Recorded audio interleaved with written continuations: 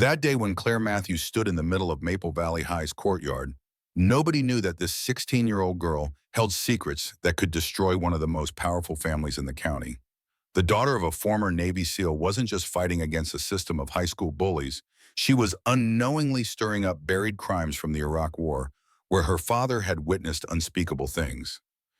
Today we explore a story of legacy, loyalty, and justice that echoes across generations of American history, where the morning sun cast long shadows across the deserted football field as Claire Matthews completed her 10th lap. Sweat glistened on her forehead, her honey-brown ponytail swinging in rhythm with each determined stride. At 16, Claire's petite 5'4" frame belied the strength within 120 pounds of pure tenacity, just as her father had raised her to be. Military brat through and through, Claire had moved 7 times in her young life following Captain William Matthews from base to base across America. The constant relocations had taught her resilience, but this move to Maple Valley, her father's final posting before retirement, felt different. This time, Claire had promised herself she would put down roots. She would belong. The digital watch on her wrist, her father's old Casio G-Shock battered from 3 tours in Iraq, beeped insistently. 5:30 a.m. Time to wrap up. Coach Peterson would arrive at 6 Row to open the gym for cheerleading tryouts, and Claire planned to be first in line. As she gathered her water bottle and towel, a midnight blue Range Rover pulled into the parking lot, its custom chrome wheels gleaming in the early light. Claire paused, squinting against the morning glow. Students rarely arrived this early, especially in vehicles that cost more than most military families made in a year. 3 boys emerged from the luxury SUV, their Letterman jackets marking them as members of Maple Valley's championship football team. Even from a distance, Claire recognized their leader from the school's website, Tyler Blackwood, star quarterback and self-appointed king of Maple Valley High. His father owned half the businesses in town, including the sprawling Blackwood Industries complex, whose smokestacks dominated the valley skyline. Flanking Tyler were his ever-present shadows: Andrew Wilson, a linebacker whose father served on the school board, and Jake Parker, wide receiver and third-generation Maple Valley legacy. The triumvirate of privilege that ruled the school's social hierarchy with iron fists. "Check it out," Tyler's voice carried across the field. "Military kid's already at it. Probably been up since 4 doing push-ups." Andrew snickered. "Heard her dad's some kind of commando freak." Claire's jaw tightened, but she kept walking, eyes forward. Her father's words echoed in her mind. "Never engage unless absolutely necessary. Choose your battles wisely." This battle, her first day at Maple Valley High, was one worth winning through discipline, not confrontation. Captain William Matthews stood ramrod straight in the kitchen of their modest rental home. The coffee in his Marine Corps mug steamed as he reviewed his daughter's tryout routine. At 45, his weathered face bore the lines of 2 decades in Naval Special Warfare, America's elite counterterrorism unit. His piercing blue eyes, the same shade as Claire's, missed nothing. "Remember your fundamentals," he said, his voice carrying the calm authority that had guided special operations teams through the world's most dangerous territories. "Breathing controls everything. If you control your breathing, you control your body. If you control your body, you control the situation." Claire finished, a small smile playing on her lips. "I know, Dad. Same as always." William nodded, a flash of pride crossing his features before returning to his customary stoicism. "Different terrain, same principles. These Maple Valley kids, they've never had to fight for anything. That gives you an advantage they can't understand." Claire zipped up her gym bag, checking its contents one final time. "It's just cheerleading tryouts, Dad, not a combat mission." William set down his coffee cup, placing a calloused hand on his daughter's shoulder. "In my experience, Claire Bear, the battlefield just changes shape. The human dynamics remain the same." His eyes softened. "Your mother would be proud of you today." At the mention of her mother, 7 years gone after a battle with cancer that even a Navy SEAL couldn't win, Claire's throat tightened. She nodded, unable to speak. "All right, then."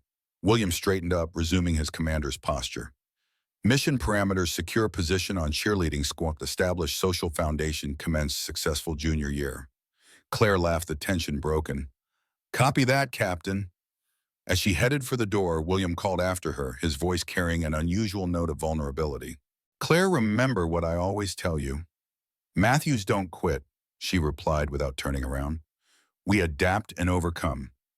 The door closed behind her, leaving William alone in the kitchen of their temporary home, the 17th in his military career, but hopefully the last. His retirement papers sat on the counter, awaiting final processing. After 22 years of service, countless classified operations, a Bronze Star, and a Purple Heart, Captain Matthews was hanging up his tactical gear to give his daughter the stability she deserved. If only Diana could see their girl now, he thought. All her strength, none of her weakness. William glanced at the framed photo on the wall, himself in full combat gear, arm around a much younger Claire, the Iraqi mountains rising behind them during a rare family visit to Balad. His daughter had the heart of a warrior. Maple Valley High wouldn't know what hit them. The gymnasium buzzed with nervous energy as 23 girls stretched and practiced their routines. Coach Peterson, a former college cheerleader, with the perpetually suspicious expression of someone who'd seen every trick in the book, surveyed the candidates with practiced indifference. Claire found a quiet corner to warm up, methodically working through the stretching routine her father had adapted from military physical training. She was halfway through a series of dynamic lunges when she felt eyes on her. A tall blonde girl with impeccable makeup approached, trailed by two others who mirrored her confident stride. The leader's cheerleading uniform was personalized with subtle modifications that somehow made the standard issue outfit look designer. "You must be new," she said, her smile not reaching her eyes.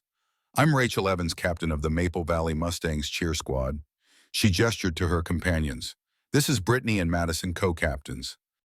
Claire straightened, extending her hand. "Claire Matthews, just moved here." Rachel glanced at the outstretched hand but didn't take it. "Military family, right? I heard your dad's stationed at Fort Greenlee." He's retiring now.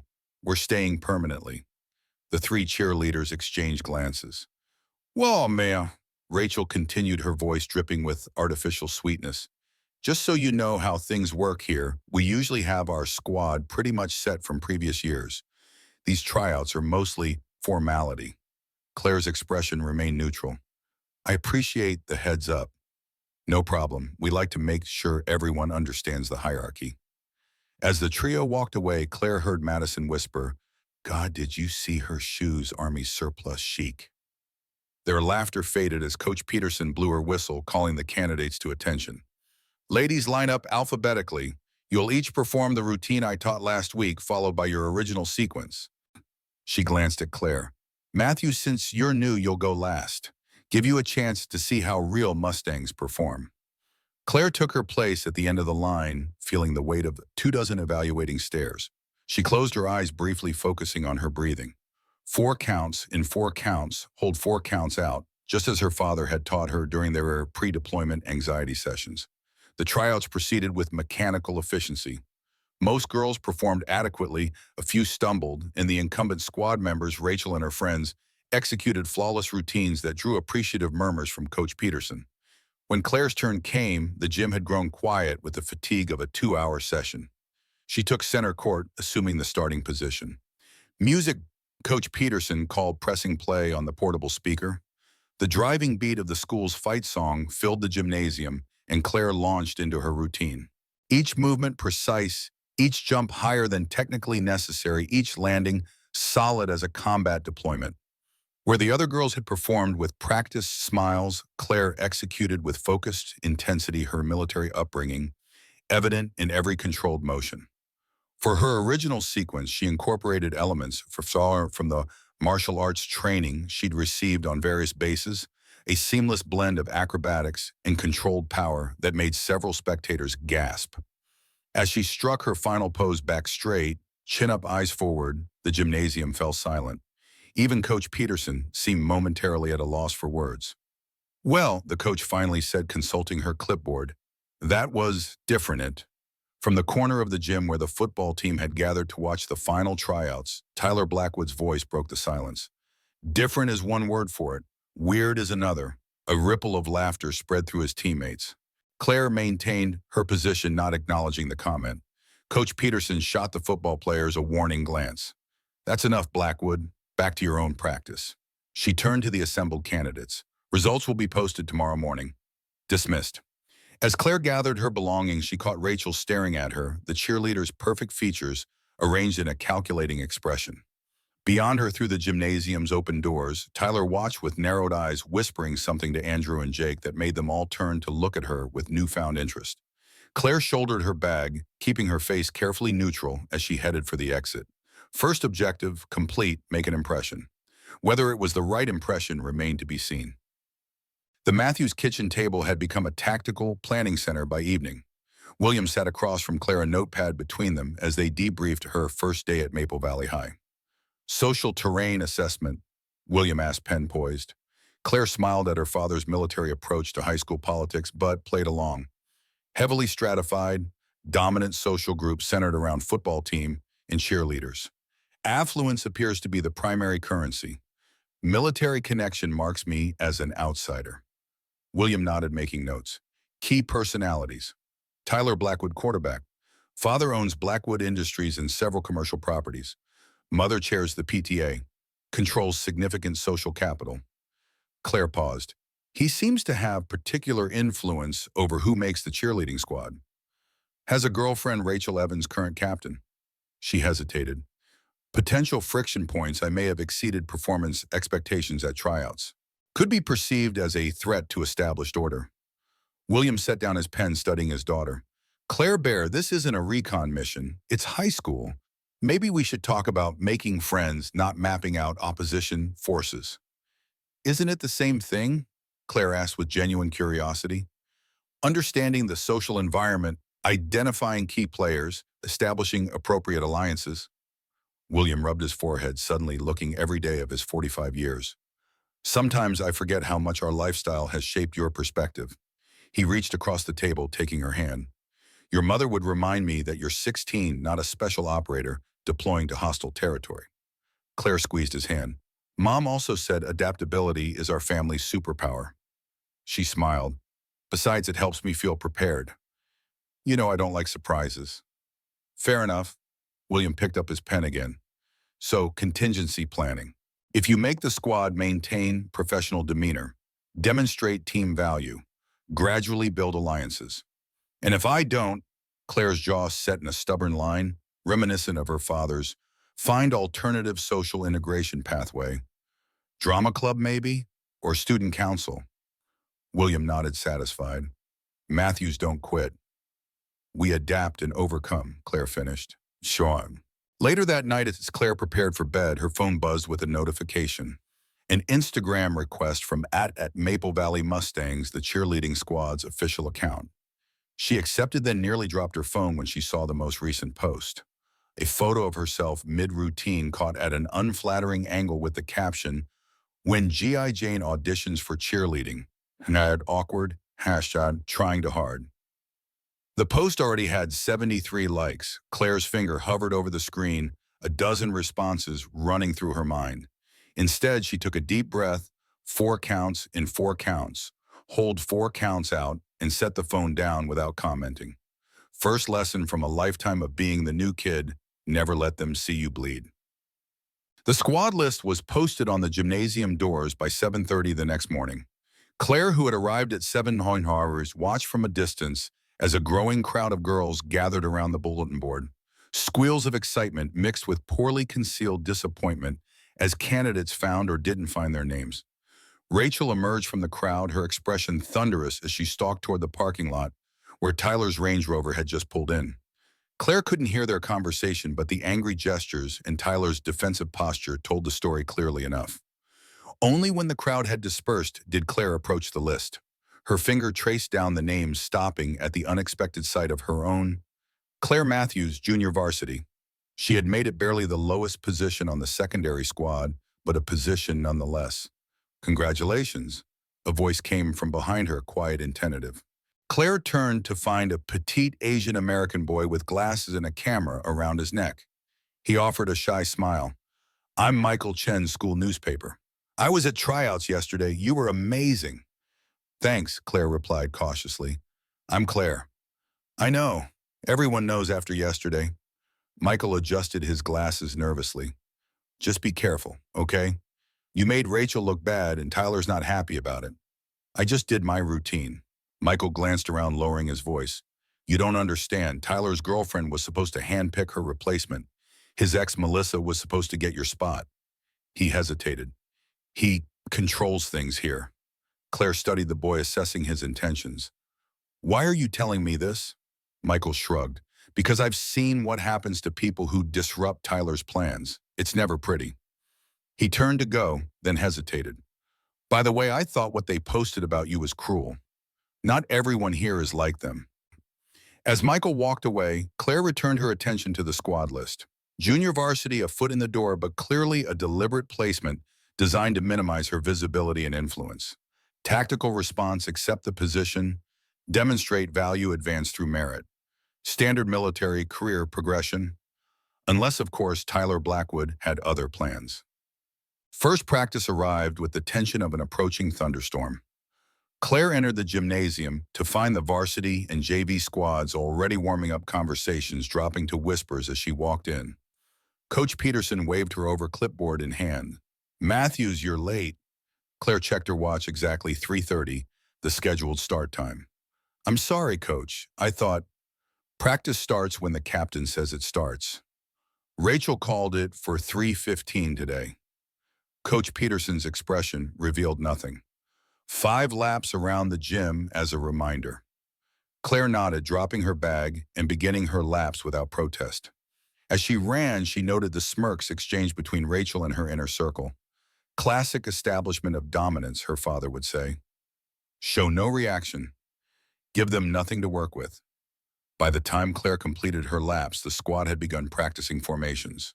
Coach Peterson positioned her in the back row behind 2 significantly taller girls who effectively obscured her from view. Today we're working on the homecoming routine. Rachel announced, her voice carrying the artificial enthusiasm of a drill sergeant forced to train recruits she despised. JV, you'll be providing baseline support. Varsity, you'll handle the technical elements. Translation: JV would stand in place while varsity performed all the visible, impressive moves. For the next 2 hours, Claire executed every instruction flawlessly, maintaining perfect position despite the subtle sabotage from her squad mates, a foot placed slightly too far back during a formation, forcing her to adjust. A transition called a beat too early, designed to make her miss the timing. Military brat adaptability, always prepared for changing conditions. Near the end of practice, Coach Peterson announced they would run through the full routine with lifts. As a flyer, one of the girls thrown into the air during stunts, Rachel would need 4 bases to lift and catch her. She pointed to her usual team, then paused, a calculating look crossing her face. Let's give Matthews a chance, she said sweetly. She can take Madison's position. Madison began to protest, then caught Rachel's meaningful look and fell silent. Coach Peterson raised an eyebrow, but nodded her approval. Claire took her position at the front right of the formation, hands ready in the prescribed stance. She'd performed similar lifts before at previous schools, though never with a flyer who clearly despised her. 5, 6, 7, 8. Coach Peterson counted off. The 4 bases dipped in unison, then straightened, propelling Rachel upward. Claire felt the weight transfer correctly, her part of the lift executed with textbook precision. Rachel reached the apex of the throw, striking her pose with practiced grace. As they prepared to catch, Claire noticed Rachel's body positioning shift slightly, an intentional alteration that would throw her weight disproportionately toward Claire's corner. An experienced base would recognize the adjustment and compensate. A novice would buckle, dropping the flyer. In the millisecond available for decision-making, Claire assessed her options, let Rachel fall, proving her incompetence. Compensate, obviously revealing Rachel's sabotage. Or option 3, adapt, subtly saving the stunt while protecting herself. As Rachel descended, Claire shifted her stance fractionally, redirecting the incoming weight while maintaining the appearance of the standard catch position. The adjustment worked perfectly. Rachel landed safely, though with a slight jolt she hadn't anticipated. Sloppy Matthews, Coach Peterson called out. Firmer base needed. Claire nodded, accepting the criticism without explanation. Rachel shot her a look of mingled surprise and frustration. The sabotage had failed, yet Claire had allowed herself to take the blame. After practice, as Claire changed in the locker room, she overheard Rachel and her inner circle at the far end of the room. She knew exactly what you were doing, Madison whispered. Did you see how she adjusted? That's not beginner's luck. Doesn't matter, Rachel replied. Coach still blamed her, and Tyler's got plans for little Miss G.I. Jane. What kind of plans? Brittany asked. The kind that make problems disappear at Maple Valley High. Claire kept her eyes on her gym bag, methodically packing her belongings while processing this new intelligence. Direct confrontation was brewing sooner rather than later based on the conversation.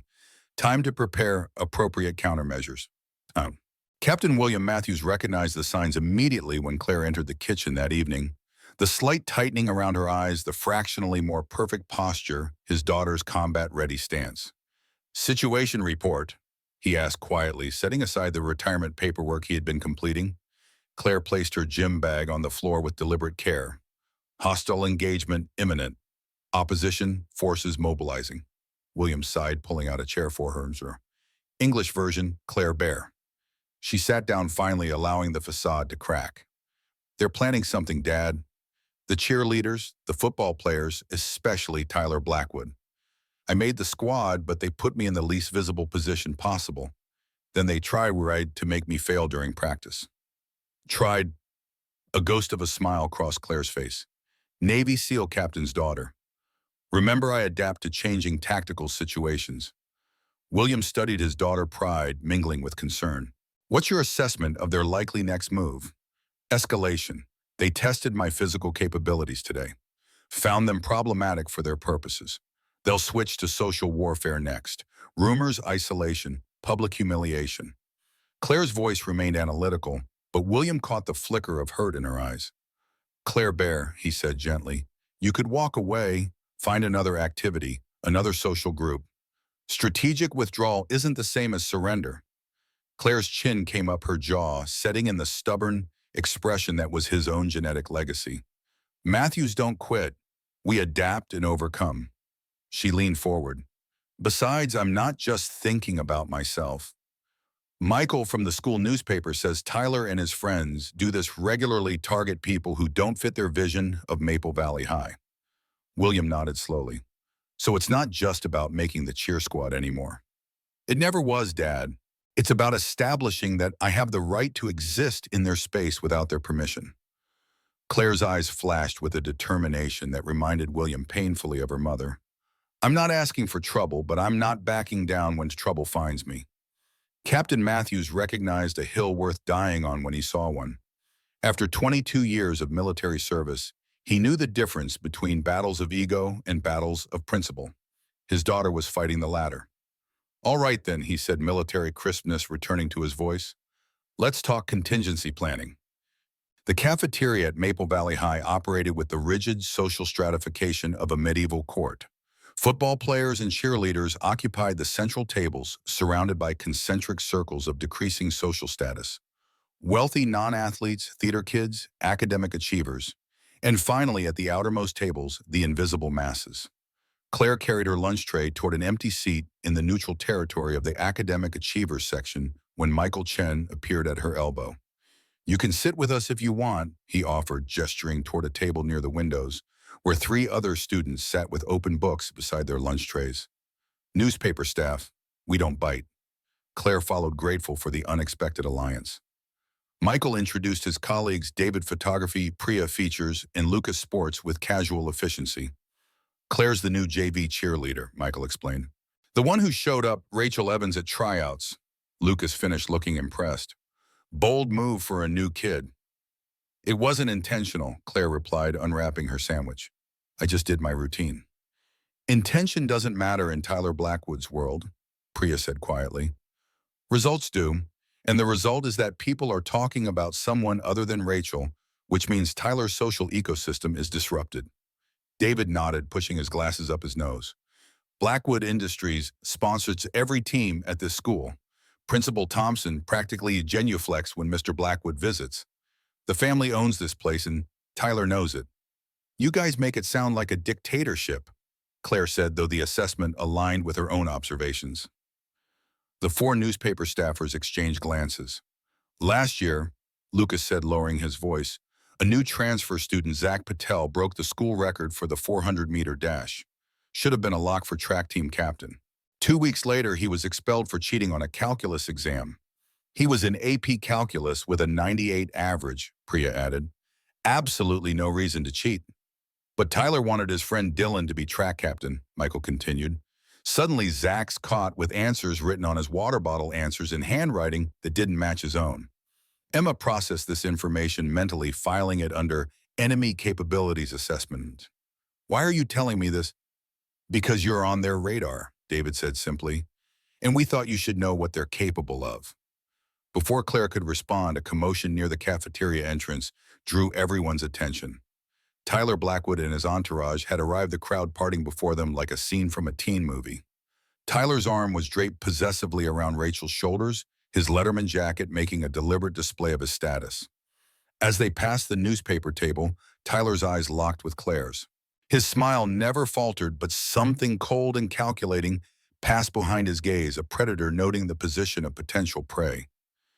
Incoming, Michael murmured. Sure enough, Andrew Wilson detached from the group and sauntered toward their table, his linebacker's build casting a shadow over their lunch trays. Matthews, he said, his voice carrying just enough to draw nearby attention. Rachel was wondering if you'd figured that out, the JV uniform situation yet. Claire kept her expression neutral. What situation?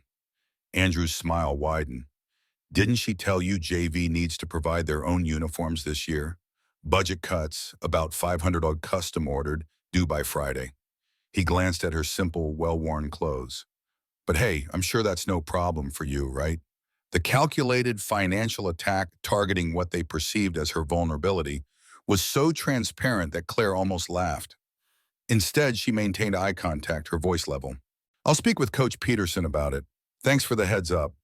Andrew's smile faltered slightly at her lack of visible distress.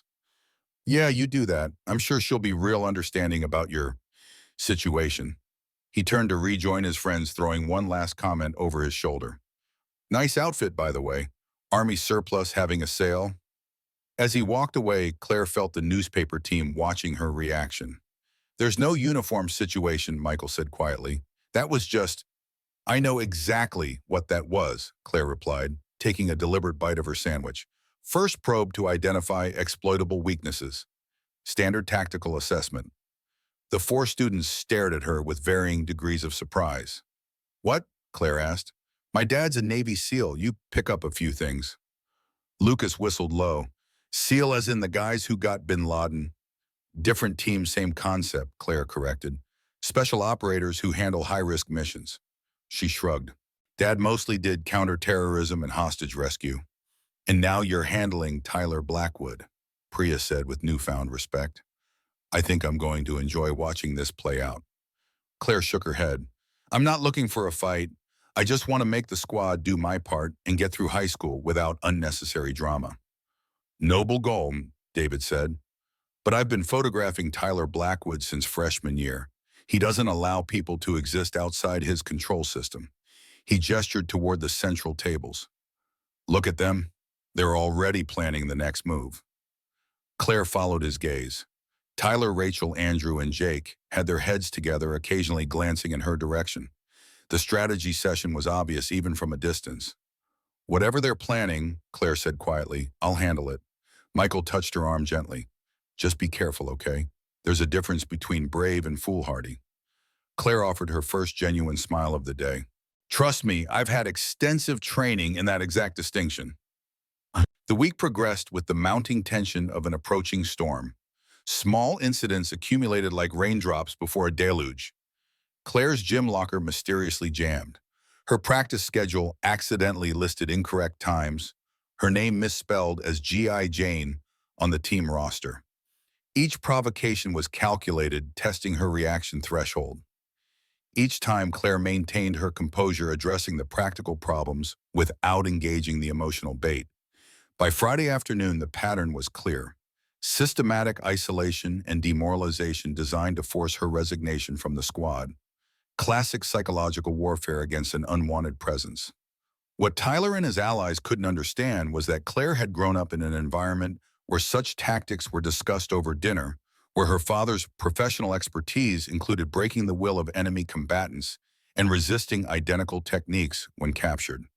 The escalation came during Friday's full squad practice. Coach Peterson had stepped out to take a phone call, leaving Rachel in charge of the routine rehearsal. The team was working on a complex pyramid formation with Claire positioned as one of the middle-tier supports. Let's switch things up, Rachel announced, a dangerous glint in her eye. Matthews, you're moving to base position. Center point. The center base position was the linchpin of the entire structure, a role typically reserved for the strongest, most experienced team member. Placing a JV newcomer in that position was a transparent setup for failure. Claire hesitated, aware of the trap, but seeing no way to refuse without appearing insubordinate. Are you sure, Rachel, I haven't trained for that position? Consider it an opportunity to prove yourself, Rachel replied sweetly, unless you don't think you can handle it. The challenge hung in the air, witnessed by the entire squad. Claire glanced toward the gymnasium doors. Coach Peterson was still absent, engaged in what appeared to be an intense phone conversation. I'll do my best, Claire said, moving to the center position.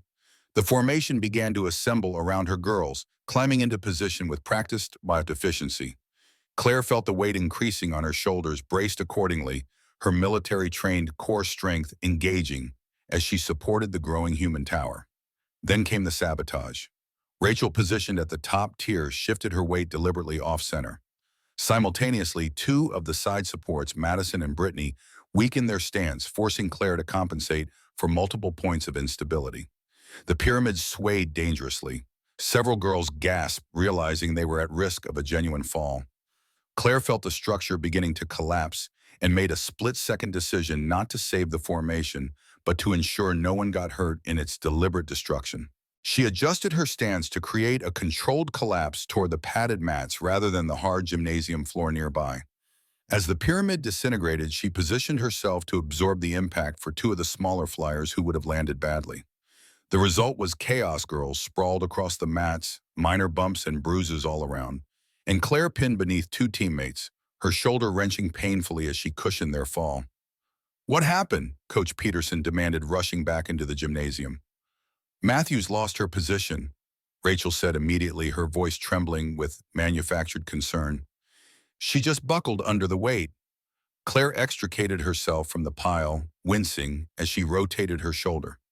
Nothing torn, just strained. She'd had worse during her father's weekend training sessions.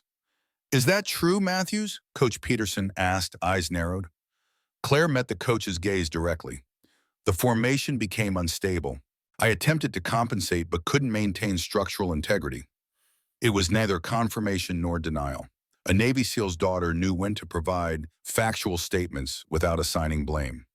Coach Peterson studied her for a long moment, then turned to the rest of the squad. Everyone okay? Any injuries to report? A chorus of negatives, though several girls were rubbing sore spots. The coach nodded, then pointed to Claire's shoulder. You should have that checked. Report to the athletic trainer immediately. She turned to the rest of the squad. The rest of you, water break. Then we're running the homecoming routine from the top. As Claire gathered her things, Rachel approached her expression a masterpiece of false sympathy. Too bad about the pyramid. Guess military training doesn't prepare you for everything. Claire met her gaze steadily. Actually, it prepared me exactly for this. Mission priority in a collapse scenario is always to minimize casualties. Rachel's smile faltered slightly. What are you talking about? I knew the formation was compromised, so I controlled the fall toward the mats rather than the floor. That's why no one was seriously hurt. Claire shouldered her bag. But you already knew that's what I'd do, didn't you? That's why you felt safe sabotaging the pyramid. You counted on me to protect everyone, even at my own expense. For the briefest moment, uncertainty flickered across Rachel's perfect features. Then her mask of confidence returned. You really are delusional. Maybe that fall knocked something loose. Maybe, Claire conceded, turning to leave. Or maybe you should consider that you're not the only one playing chess here. As she walked toward the athletic trainer's office, Claire felt a strange sense of calm. The first major engagement had occurred. The opposition had revealed their tactics, and most importantly, she had demonstrated both capability and restraint, a combination her father had always described as the most psychologically devastating response to aggression. The game was just beginning. Saturday morning found Claire at the kitchen table, her right shoulder wrapped in a supportive bandage, as she detailed the pyramid incident for her father. William listened without interruption, his expression growing increasingly grim. So they deliberately endangered the entire squad just to make you look bad, he summarized when she finished. Claire nodded. Calculated risk on their part. The pyramid was high enough to cause injury, but not high enough for anything catastrophic. And they correctly assumed I'd prioritize protecting the other girls over maintaining my position. William's jaw tightened. I could speak with the coach or the principal and say the popular kids are being mean to your daughter. Claire shook her head. That just confirms their narrative that I need daddy to fight my battles. There's a difference between fighting your battles and providing adult supervision when minors are creating dangerous situations, William pointed out. Trust me, Dad. Escalating to authority figures will only make things worse right now. They'll be more careful, more subtle, and I'll lose what little credibility I have. Claire rotated her shoulder, carefully testing its range of motion. Besides, I've got intelligence they don't know about. William raised an eyebrow. What kind of intelligence? Michael from the newspaper. Turns out the school paper staff knows everything about everyone. They've been documenting Tyler Blackwood's regime for years. Claire pulled out her phone, showing her father a series of text messages. They've got the goods on Tyler's previous targets, his methods, even some evidence of his more serious infractions that never got reported. Why haven't they exposed him?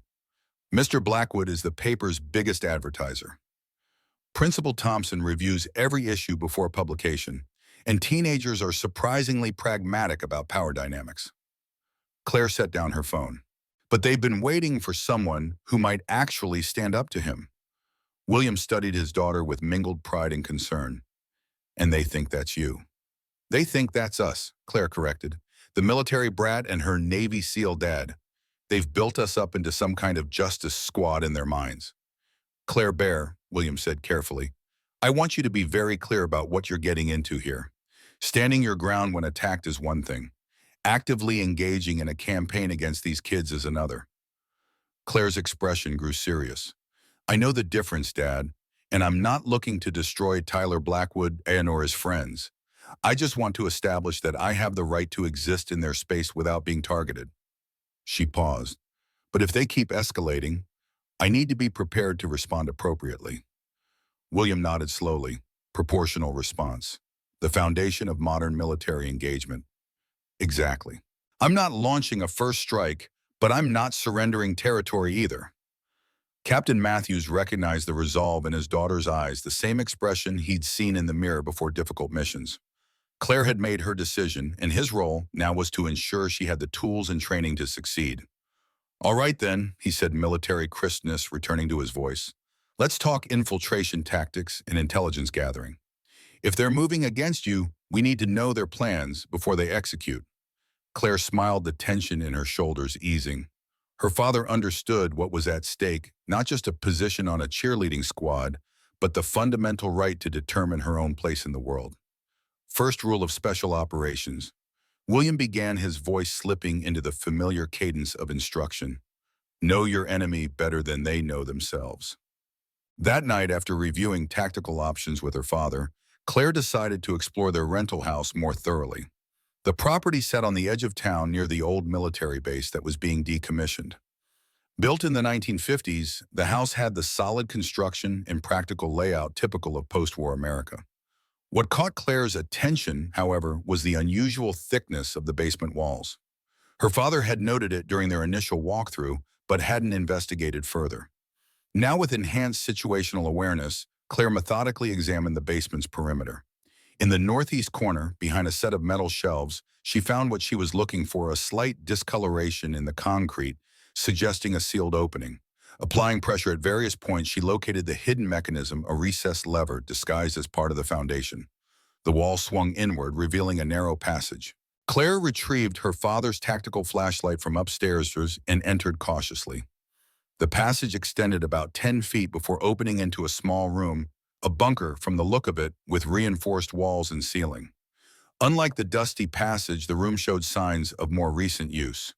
Metal shelving held stacks of weathered documents, old radio equipment, and sealed containers. A faded American flag hung on one wall beside a map of Southeast Asia with Vietnam prominently marked. This wasn't from her father's era of service. This was older, much older. On a small desk sat a leather-bound journal, its pages yellowed with age. Claire opened it carefully, finding a name inscribed on the first page, property of Sergeant James Cooper, U.S. Army, 1969 to 1971. She began to read the flashlight illuminating words written decades before she was born. April 15, 1973. They think we're crazy building these bunkers in our homes.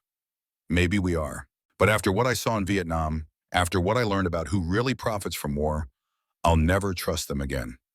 Blackwood Defense Contractors supplied us with defective equipment that got my entire squad killed at Khe Sanh. Only I survived to tell the tale. And when I tried to report it suddenly, I was the unstable veteran with mental health issues. Classic discreditation tactic. But I know the truth. Preston Blackwood Sr. made millions cutting corners on military contracts, then used that money to buy half this town. Now his son runs Blackwood Industries, still feeding at the government trough, still untouchable. The chemicals they're using at the plant aren't just industrial waste, they're the same defoliants we used in Vietnam. I've seen what they do to people, and they're dumping them right into our groundwater. This room is my insurance policy. Every document, every piece of evidence is here. Someday someone will use it to bring the Blackwoods down. Until then, we watch, we wait, we remember. Claire stared at the journal, her heart racing. The Blackwood family's power in Maple Valley wasn't just about money or social status. It was built on something darker, something buried in the town's history. And somehow she had stumbled right into it. Carefully replacing the journal, Claire swept her flashlight across the rest of the bunker.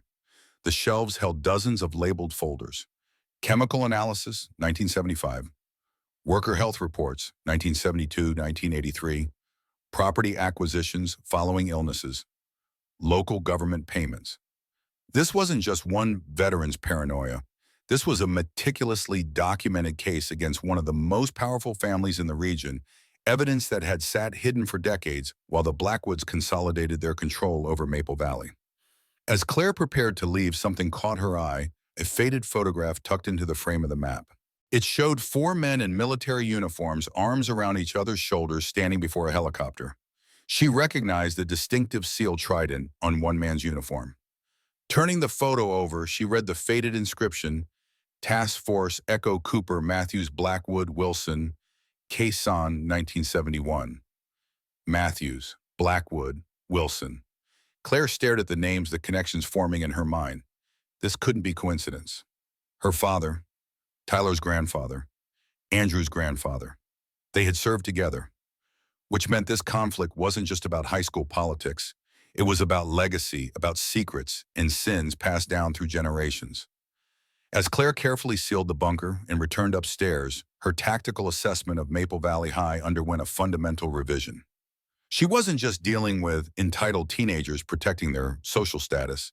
She had inadvertently stepped into a decades-old conflict that had shaped the entire town. The battlefield had just expanded exponentially.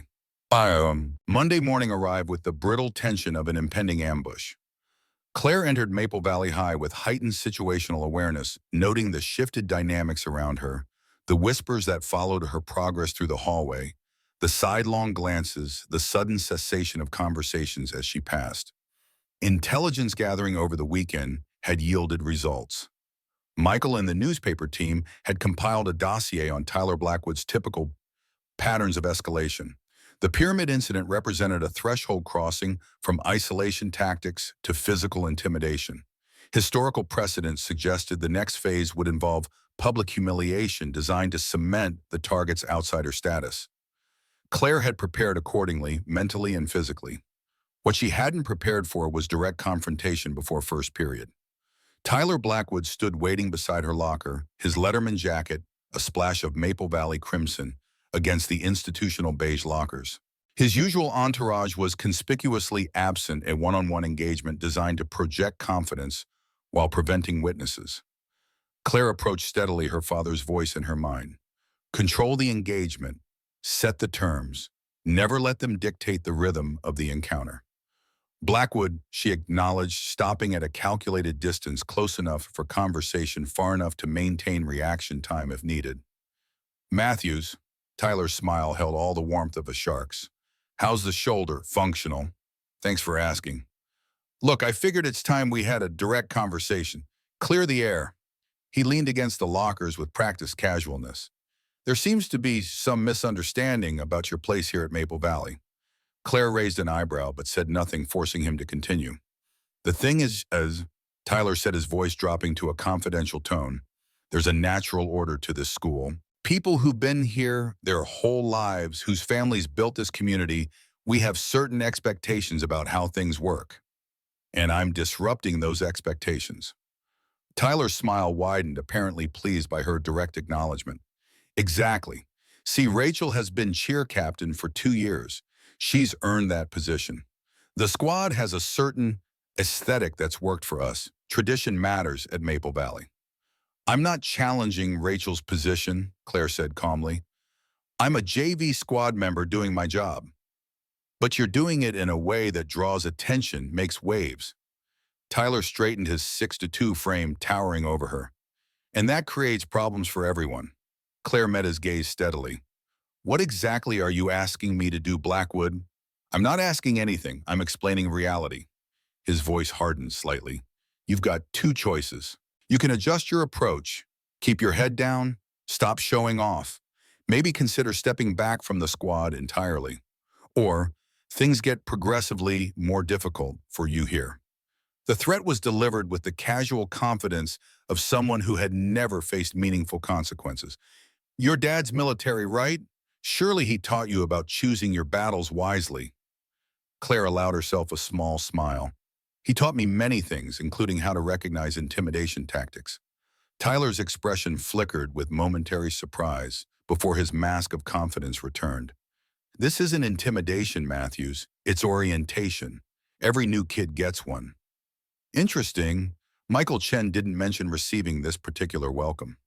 At the newspaper editor's name, Tyler's eyes narrowed. Been making friends with the wrong crowd already, I see. I wasn't aware there was a right and wrong crowd at Maple Valley. Just different social groups with different interests. Now you're being deliberately obtuse. Tyler's patience was visibly thinning. Bottom line, back off, tone it down, and we'll all get along fine. Keep pushing, and you'll regret it. He glanced at her shoulder. The pyramid was just a taste of what happens to people who don't understand their place here. Claire absorbed the explicit confirmation of sabotage without visible reaction. I appreciate your candor, Blackwood. It's helpful to have such clear parameters.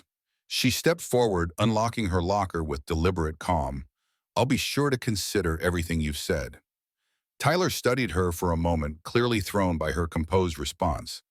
He had expected either intimidated compliance or emotional defiance, not this military-grade equanimity.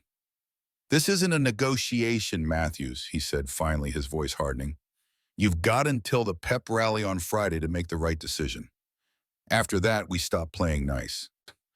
As he walked away, Claire methodically organized her textbooks, her expression betraying nothing of the strategic calculations happening behind her calm exterior. Direct threat issued, timeline established, escalation promised. First rule of combat: when the enemy announces their attack schedule, use it against them. The second week of Claire Matthews' time at Maple Valley High was about to become a masterclass in counterinsurgency tactics, courtesy of Captain William Matthews' only daughter. The first warning shot came Tuesday morning. Claire opened her locker to find her cheerleading uniform drenched in what appeared to be fruit punch, the red liquid saturating the fabric like a sinister premonition. A note typed rather than handwritten to avoid identification was taped to the sleeve. Accidents happen. Take the hint. She carefully removed the uniform without visible reaction, though she felt the weight of dozens of eyes watching for her response. The hallway had gone suspiciously quiet, students pausing their morning routines to witness her humiliation. Claire's face remained a mask of military composure as she placed the ruined uniform in a plastic bag from her backpack, then methodically arranged her textbooks for the day's classes. Only when she closed her locker did she allow herself to survey the hallway, noting which students looked guilty, which seemed gleeful, and which appeared uncomfortable with the spectacle. Intelligence gathering, just as her father had taught her. Michael Chen materialized at her side, camera conspicuously absent. "Are you okay?" he whispered. "Fine," Claire replied evenly. "Just gathering data." Michael's eyebrows rose. Data. Every operation requires intelligence before action. Claire shouldered her backpack. Who has access to the locker combination system? Office assistants during the third period, usually senior volunteers. Michael paused. Madison Lewis works in the office. Claire nodded, filing away this confirmation of her suspicions. And the security cameras in this hallway, installed after budget cuts 3 years ago, but they've never worked, Michael replied. Everyone knows that. Interesting what everyone knows. Claire glanced at her watch. I need to see Coach Peterson before first period. See you at lunch. As Claire walked away, her posture perfect, despite the plastic bag of ruined uniform dangling from her hand, Michael stared after her with a mixture of concern and admiration. The new girl wasn't crying, wasn't running to the principal, wasn't making a scene. She was collecting intelligence. Coach Peterson's office smelled of menthol and athletic tape, the walls adorned with fading championship pennants from Maple Valley's glory days. The coach looked up from her desk as Claire entered, her eyes immediately fixing on the plastic bag. Let me guess, she said dryly. Locker incident. Claire placed the bag on the desk. Yes, ma'am. This is getting old, Peterson muttered, examining the soaked uniform. Third one this semester. Claire's expression didn't change, but she filed this information away. Third one? You're not the first target of high school enthusiasm. The coach sighed, leaning back in her chair. Usually it's directed at whoever Rachel sees as competition. I'm not competing with Rachel. I'm on JV. You're different, Peterson said bluntly. You don't play by their rules. That makes you a threat, JV or not. She tossed the uniform into her trash can. I'll issue you a replacement. Try to keep this one dry. Claire hesitated, then decided on a direct approach. Coach, about the pyramid incident on Friday. Save it, Matthews. I've been coaching cheerleaders for 20 years. You think I can't tell when a formation is deliberately sabotaged? Peterson's weathered face showed no emotion, but her eyes held a glint of grudging respect. You protected the other girls instead of saving your position. Noted. So you know what's happening. I know teenagers are vicious creatures capable of elaborate social warfare. Peterson pulled a form from her desk drawer. What I don't know is why you're still standing there instead of signing this uniform replacement form and getting to class. Claire took the form, recognizing the coach's implicit message. She saw the situation but wouldn't intervene. Adults at Maple Valley had learned to coexist with Tyler Blackwood's shadow government, not challenge it. One more thing, Matthews, Peterson said as Claire turned to leave. The pep rally on Friday, you're moving up to the second formation row. Claire paused at the door. May I ask why? Because I'm the coach and I said so. Peterson returned to her paperwork dismissal clear. And because you've got the strongest core strength on the squad. I need someone reliable in that position. A tactical repositioning, Claire realized, not enough to directly challenge Rachel, but a clear professional acknowledgement of Claire's capabilities. Coach Peterson might not be willing to fight the social battle, but she was making a subtle statement about merit. Small victories, incremental progress. The foundations of any successful campaign. By lunchtime, the uniform incident had evolved in the school's rumor ecosystem. Claire heard whispered variations as she made her way through the cafeteria. She'd cried into the bathroom for an hour. She'd threatened to have her military father court-martial the entire cheer squad. She'd quit the team in humiliation. The newspaper table had become her de facto base of operations, Michael and his colleagues providing both social sanctuary and valuable intelligence. Today they waited with the tense anticipation of war correspondents, expecting an update from the front lines. So, David asked as Claire sat down her tray, what's your counter move? Claire unwrapped her sandwich with methodical precision. Who says I'm making one? Because you're not the type to just take it, Priya replied. That much is obvious. Lucas leaned forward, lowering his voice. Half the school's waiting to see what you'll do. There's even a betting pool in the senior lounge. What are the odds? Claire asked, genuinely curious. 3-1 you transfer by the end of the week, David said. 5-1 you go crying to the principal. 10-1 you confront Rachel directly and get destroyed.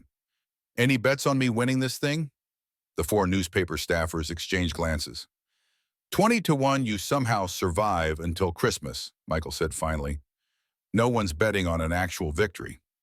Claire nodded thoughtfully, taking a bite of her sandwich. The odds made sense. At Maple Valley High, Tyler Blackwood didn't lose. It was a foundational assumption of the social ecosystem. So what's the plan? Priya pressed. You must have something in mind. First rule of psychological warfare, Claire replied. Never reveal your strategy even to allies, especially when information security can't be guaranteed. As if summoned by her caution, Andrew Wilson appeared beside their table, his linebacker's bulk casting a shadow over their lunch trays. Today, Jake Parker flanked him, the duo clearly operating as Tyler's proxies. Matthews, Andrew acknowledged, his smile malicious. Love what you did with your uniform this morning. Red's definitely your color. Thanks, Wilson. I'm trying new things. Claire's tone was pleasant, her posture relaxed despite the confrontation. Heard Coach Peterson gave you a replacement, Jake added. Shame if something happened to that one, too. That would be quite a coincidence, Claire agreed mildly. Andrew's smile faltered at her lack of visible distress. Tyler wanted us to check if you'd given any thought to his suggestion about finding activities better suited to your talents. I've given it exactly the consideration it deserves. Meaning I appreciate his concern for my extracurricular fulfillment. Claire took another bite of her sandwich, chewing deliberately before continuing. Was there anything else? The two football players exchanged glances, clearly thrown by her composure. They had expected tears, anger, or frightened compliance, not this unnerving calm. Yeah, there's something else, Andrew said, his voice hardening. Friday's pep rally. Big deal for the squad. Lots of potential for accidents if you're still on the team by then. I've always found that proper preparation prevents poor performance, Claire replied. But thanks for the heads up. Frustrated by their failure to intimidate, the boys retreated, muttering between themselves as they rejoined Tyler at the central table. Claire watched them go, her expression betraying nothing of her inner calculations. Okay, that was scary, cool, Lucas said when they were out of earshot. Where did you learn to do that? Hostage negotiation tactics, Claire replied, returning to her lunch. Dad's specialty before he joined the SEALs. The calm response destabilizes aggressors who expect emotional escalation. The four newspaper staffers stared at her with varying degrees of amazement. You're really not scared of them, are you? Michael asked quietly. Claire considered the question seriously. I respect their capability for harm. That's different from fear. She glanced toward Tyler's funnel, where the quarterback was clearly receiving a report on their failed intimidation attempt. Besides, they've made a critical error in their strategy. What's that? David asked. They've announced their timeline and next target, the pep rally on Friday. Claire's eyes held a glint of tactical assessment. Never tell your opponent when and where you plan to strike. It's basically handing them the tactical advantage. Priya shook her head in wonder. You talk about this like it's an actual military operation. Social warfare follows the same basic principles as conventional warfare, Claire replied. Establish dominance, isolate targets, demoralize resistance, eliminate threats to authority. She smiled slightly. The difference is that no one expects the designated target to have extensive training in counterinsurgency tactics. That evening after dinner, Claire returned to the hidden bunker beneath their rental home. The journal of Sergeant James Cooper had opened a window into Maple Valley's past that changed her understanding of the present conflict. With her father attending a retirement processing appointment at Fort Greenlee, Claire had the house to herself, time to investigate further without having to explain her discoveries. Not yet, anyway. She needed more concrete evidence before bringing William into this decades-old conspiracy. Inside the bunker, Claire methodically examined the archived materials, organizing them chronologically to establish a timeline. The Vietnam-era documents detailed Preston Blackwood Sr.'s defense contracts and the defective equipment that had resulted in American casualties. There were congressional hearing transcripts redacted in key sections and medical reports on soldiers exposed to experimental defoliants.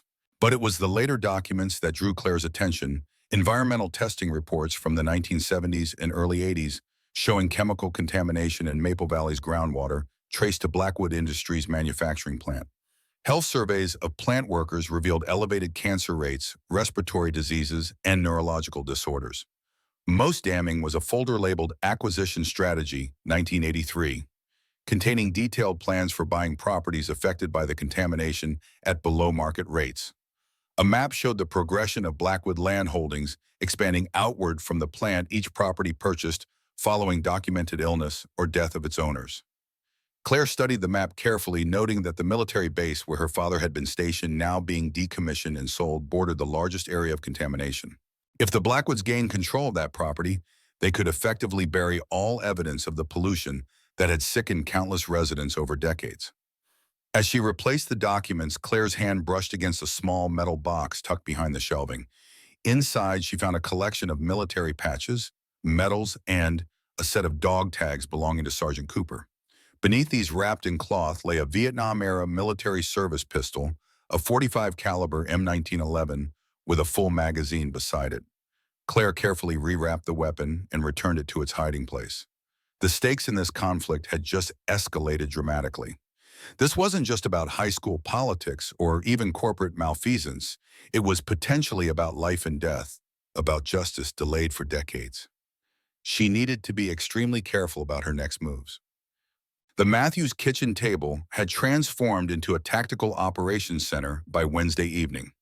Notebooks, floor plans of the gymnasium, and a detailed schedule of the pep rally were spread across the surface as Claire briefed her father on the developing situation. "They're planning something significant at the rally," she explained, highlighting the cheerleader's performance slot in the program. "Based on previous patterns documented by the newspaper team, it will likely involve public humiliation designed to force my resignation from the squad." William studied the gymnasium layout, his military mind automatically identifying vulnerabilities and choke points. "What's your assessment of specific threats?" "Three possibilities based on historical precedent." Claire pointed to various positions on the diagram. "Sabotaged routine where I'm set up to fail, visibly compromised uniform designed to malfunction during performance, or digital humiliation via the projection system." William nodded, impressed by his daughter's methodical analysis. "Countermeasures. I've secured my replacement uniform in my gym locker with a combination lock brought from home. No one at Maple Valley has the combination." Claire flipped to a new page in her notebook.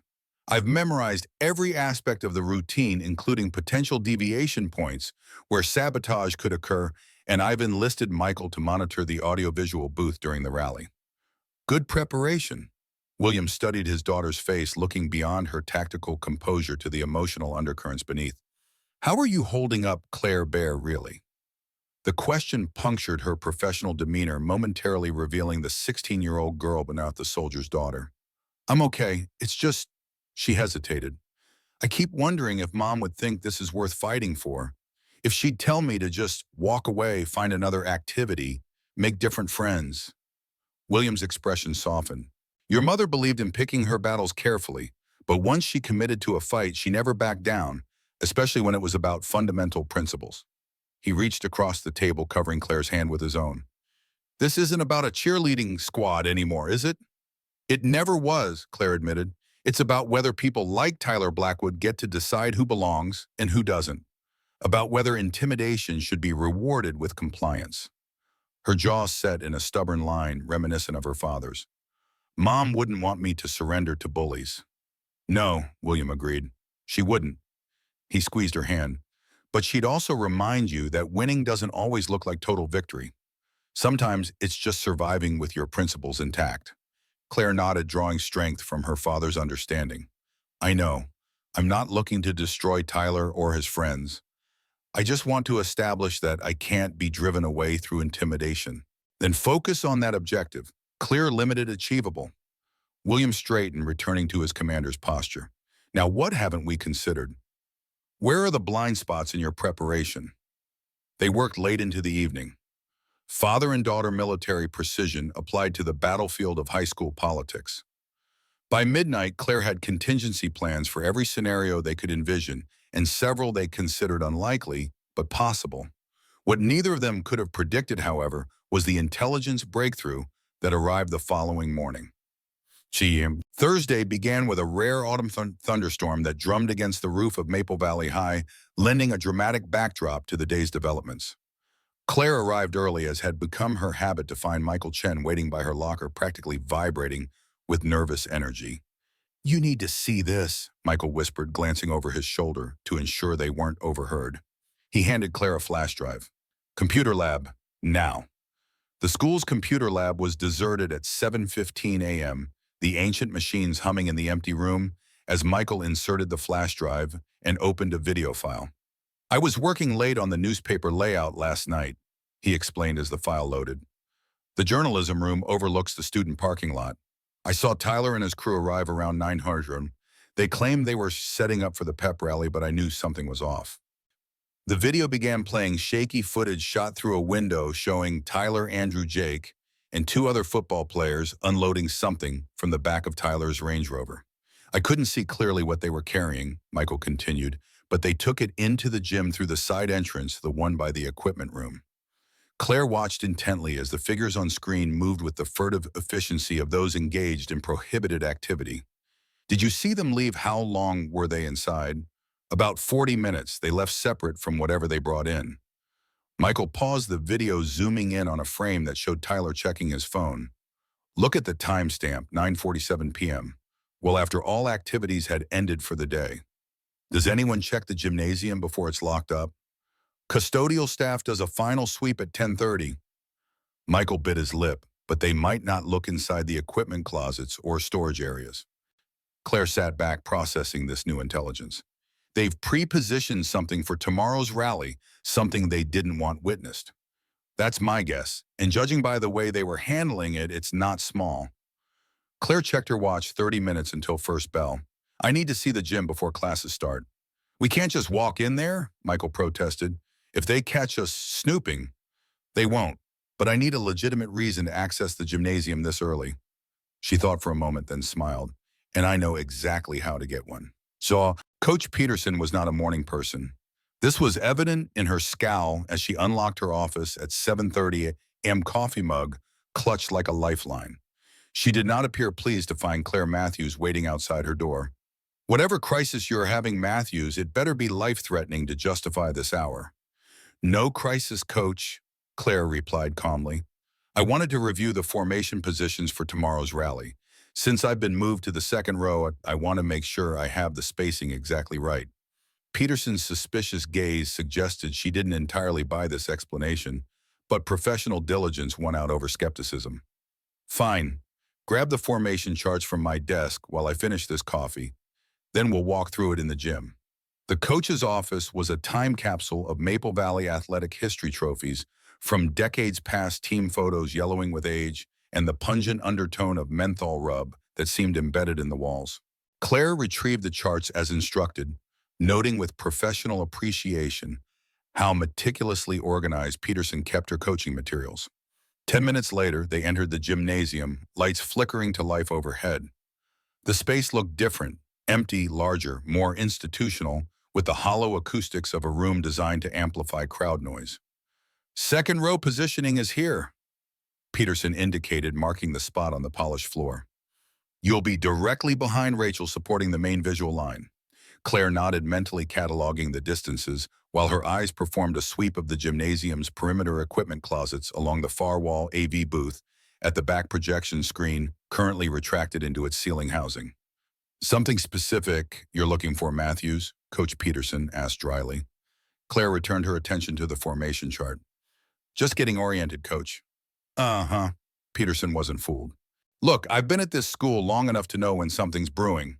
Blackwood and his crew were in here last night claiming they needed to prepare the sound system for the rally. She fixed Claire with a penetrating stare. Want to tell me what's really going on? Claire hesitated, assessing whether the coach could be trusted with operational intelligence. Peterson's earlier response to the uniform incident suggested she recognized the bullying but preferred non-intervention. However, her tone now indicated genuine concern about potentially dangerous escalation. They're planning something for the rally, Claire admitted. Something designed to force me off the squad. Peterson's expression didn't change. And you're preparing a counter-offensive. It wasn't a question. Claire nodded once military acknowledgement. The coach sighed, surveying her gymnasium with the weariness of a veteran who'd seen too many skirmishes. 20 years I've been dealing with teenage power dynamics. It never changes, just evolves with new technology and techniques. She turned back to Claire. What do you need from me? The question caught Claire off guard. She'd expected at best neutrality, at worst opposition. Ma'am, I'm not blind, Matthews. I see what's happening. I also see how you've handled it so far with more maturity than most adults would manage. Peterson's voice remained gruff, but her eyes held a hint of respect. So what do you need? Permission to access the gym early tomorrow. Eyes on the equipment room. Why? Claire recognized the offered alliance for what it was, limited, deniable, but potentially crucial. I need to know what they brought in last night, and I need to ensure it doesn't endanger anyone during the rally. Peterson nodded, making a decision. Equipment inspection, standard safety protocol before any public event. She walked toward the storage area, beckoning Claire to follow. Let's see what our football heroes thought was so important it couldn't wait until school hours. The equipment room was a jumbled archive of Maple Valley athletic history, ancient gymnastics mats, stacked alongside broken baseball bats, deflated footballs, and the accumulated detritus of decades of sporting events. Peterson flipped on the lights, revealing narrow aisles between floor-to-ceiling shelves. Start checking the back corners, she instructed. That's where they'd hide anything they didn't want found during routine cleaning.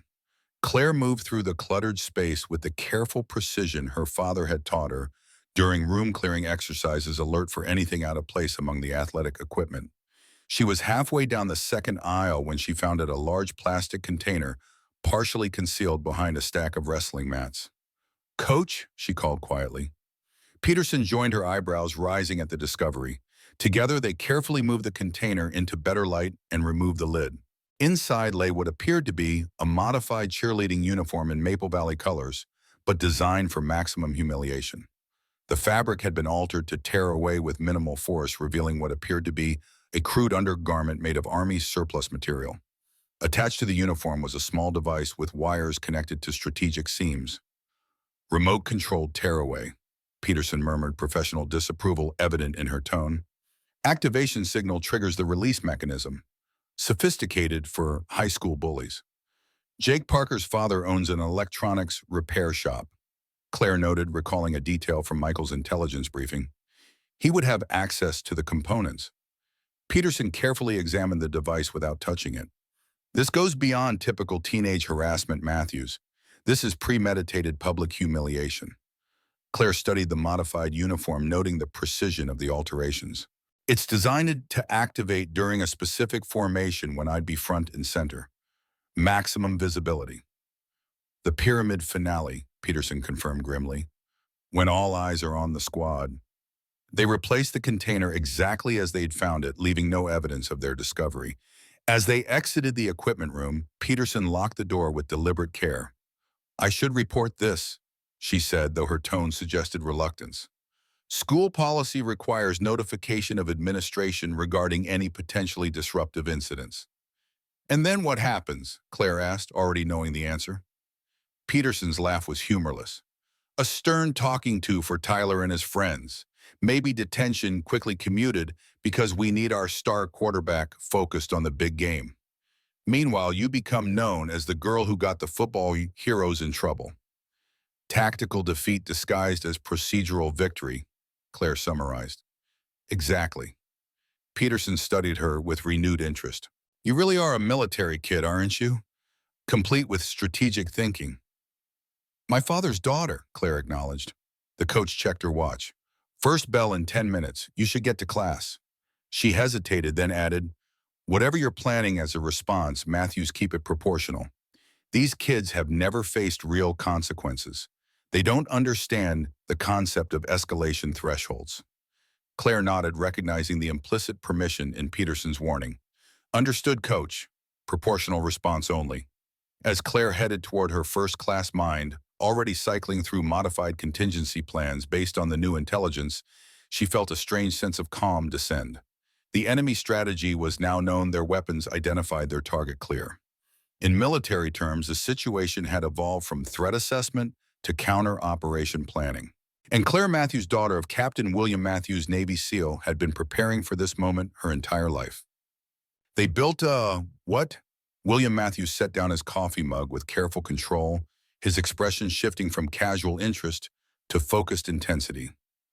Claire repeated her discovery, maintaining the precise reporting style her father had taught her.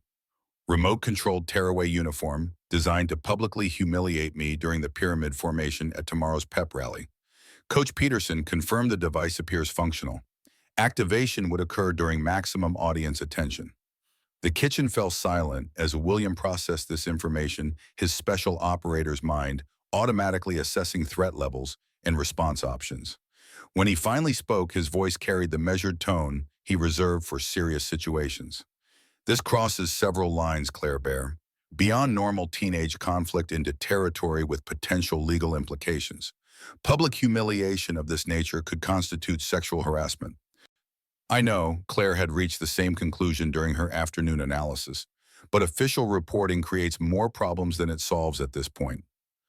William studied his daughter, recognizing the tactical assessment behind her statement. You have a counter operation in mind. It wasn't a question. Claire nodded, pulling out her notebook where she'd outlined her plan during study hall. Three-phase response: neutralize the immediate threat, establish deterrence, secure position. Pride flashed across William's weathered features before professional focus returned. Walk me through it. For the next hour, father and daughter refined Claire's strategy, identifying potential vulnerabilities and establishing contingency plans. William offered technical advice based on his decades of special operations experience, while Claire applied her understanding of Maple Valley social dynamics. By evening's end, Operation Reversal was fully developed, a precisely calibrated response designed to neutralize Tyler Blackwood's threat while establishing Claire's position at Maple Valley High. Remember, William cautioned as they reviewed the final plan, the objective isn't destruction, but deterrence. You want them to understand that targeting you carries unacceptable costs. Clear, limited, achievable, Claire recited. Establish boundaries, not dominance. William nodded, satisfied with her understanding. Get some sleep. Tomorrow will require peak performance. As Claire headed upstairs, William remained at the kitchen table, staring at the notes they'd compiled.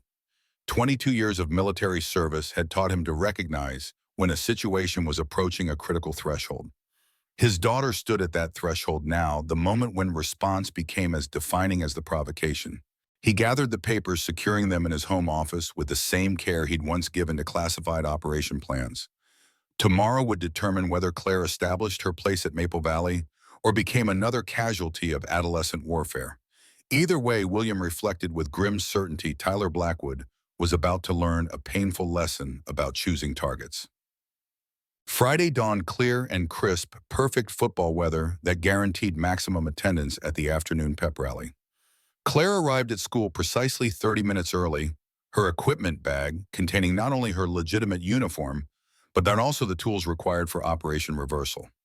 Michael and the newspaper team waited at their designated rendezvous point, the journalism classroom overlooking the student parking lot.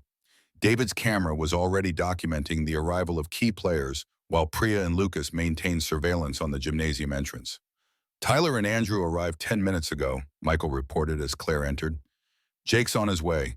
They all seem pretty pleased with themselves. Any sign they suspect their device has been discovered? None. They've been high-fiving and laughing all morning. Michael hesitated. Are you sure about this, Claire? Once we start, there's no going back. Claire checked her watch, mentally reviewing the operation timeline. I'm sure. Each team member knows their role.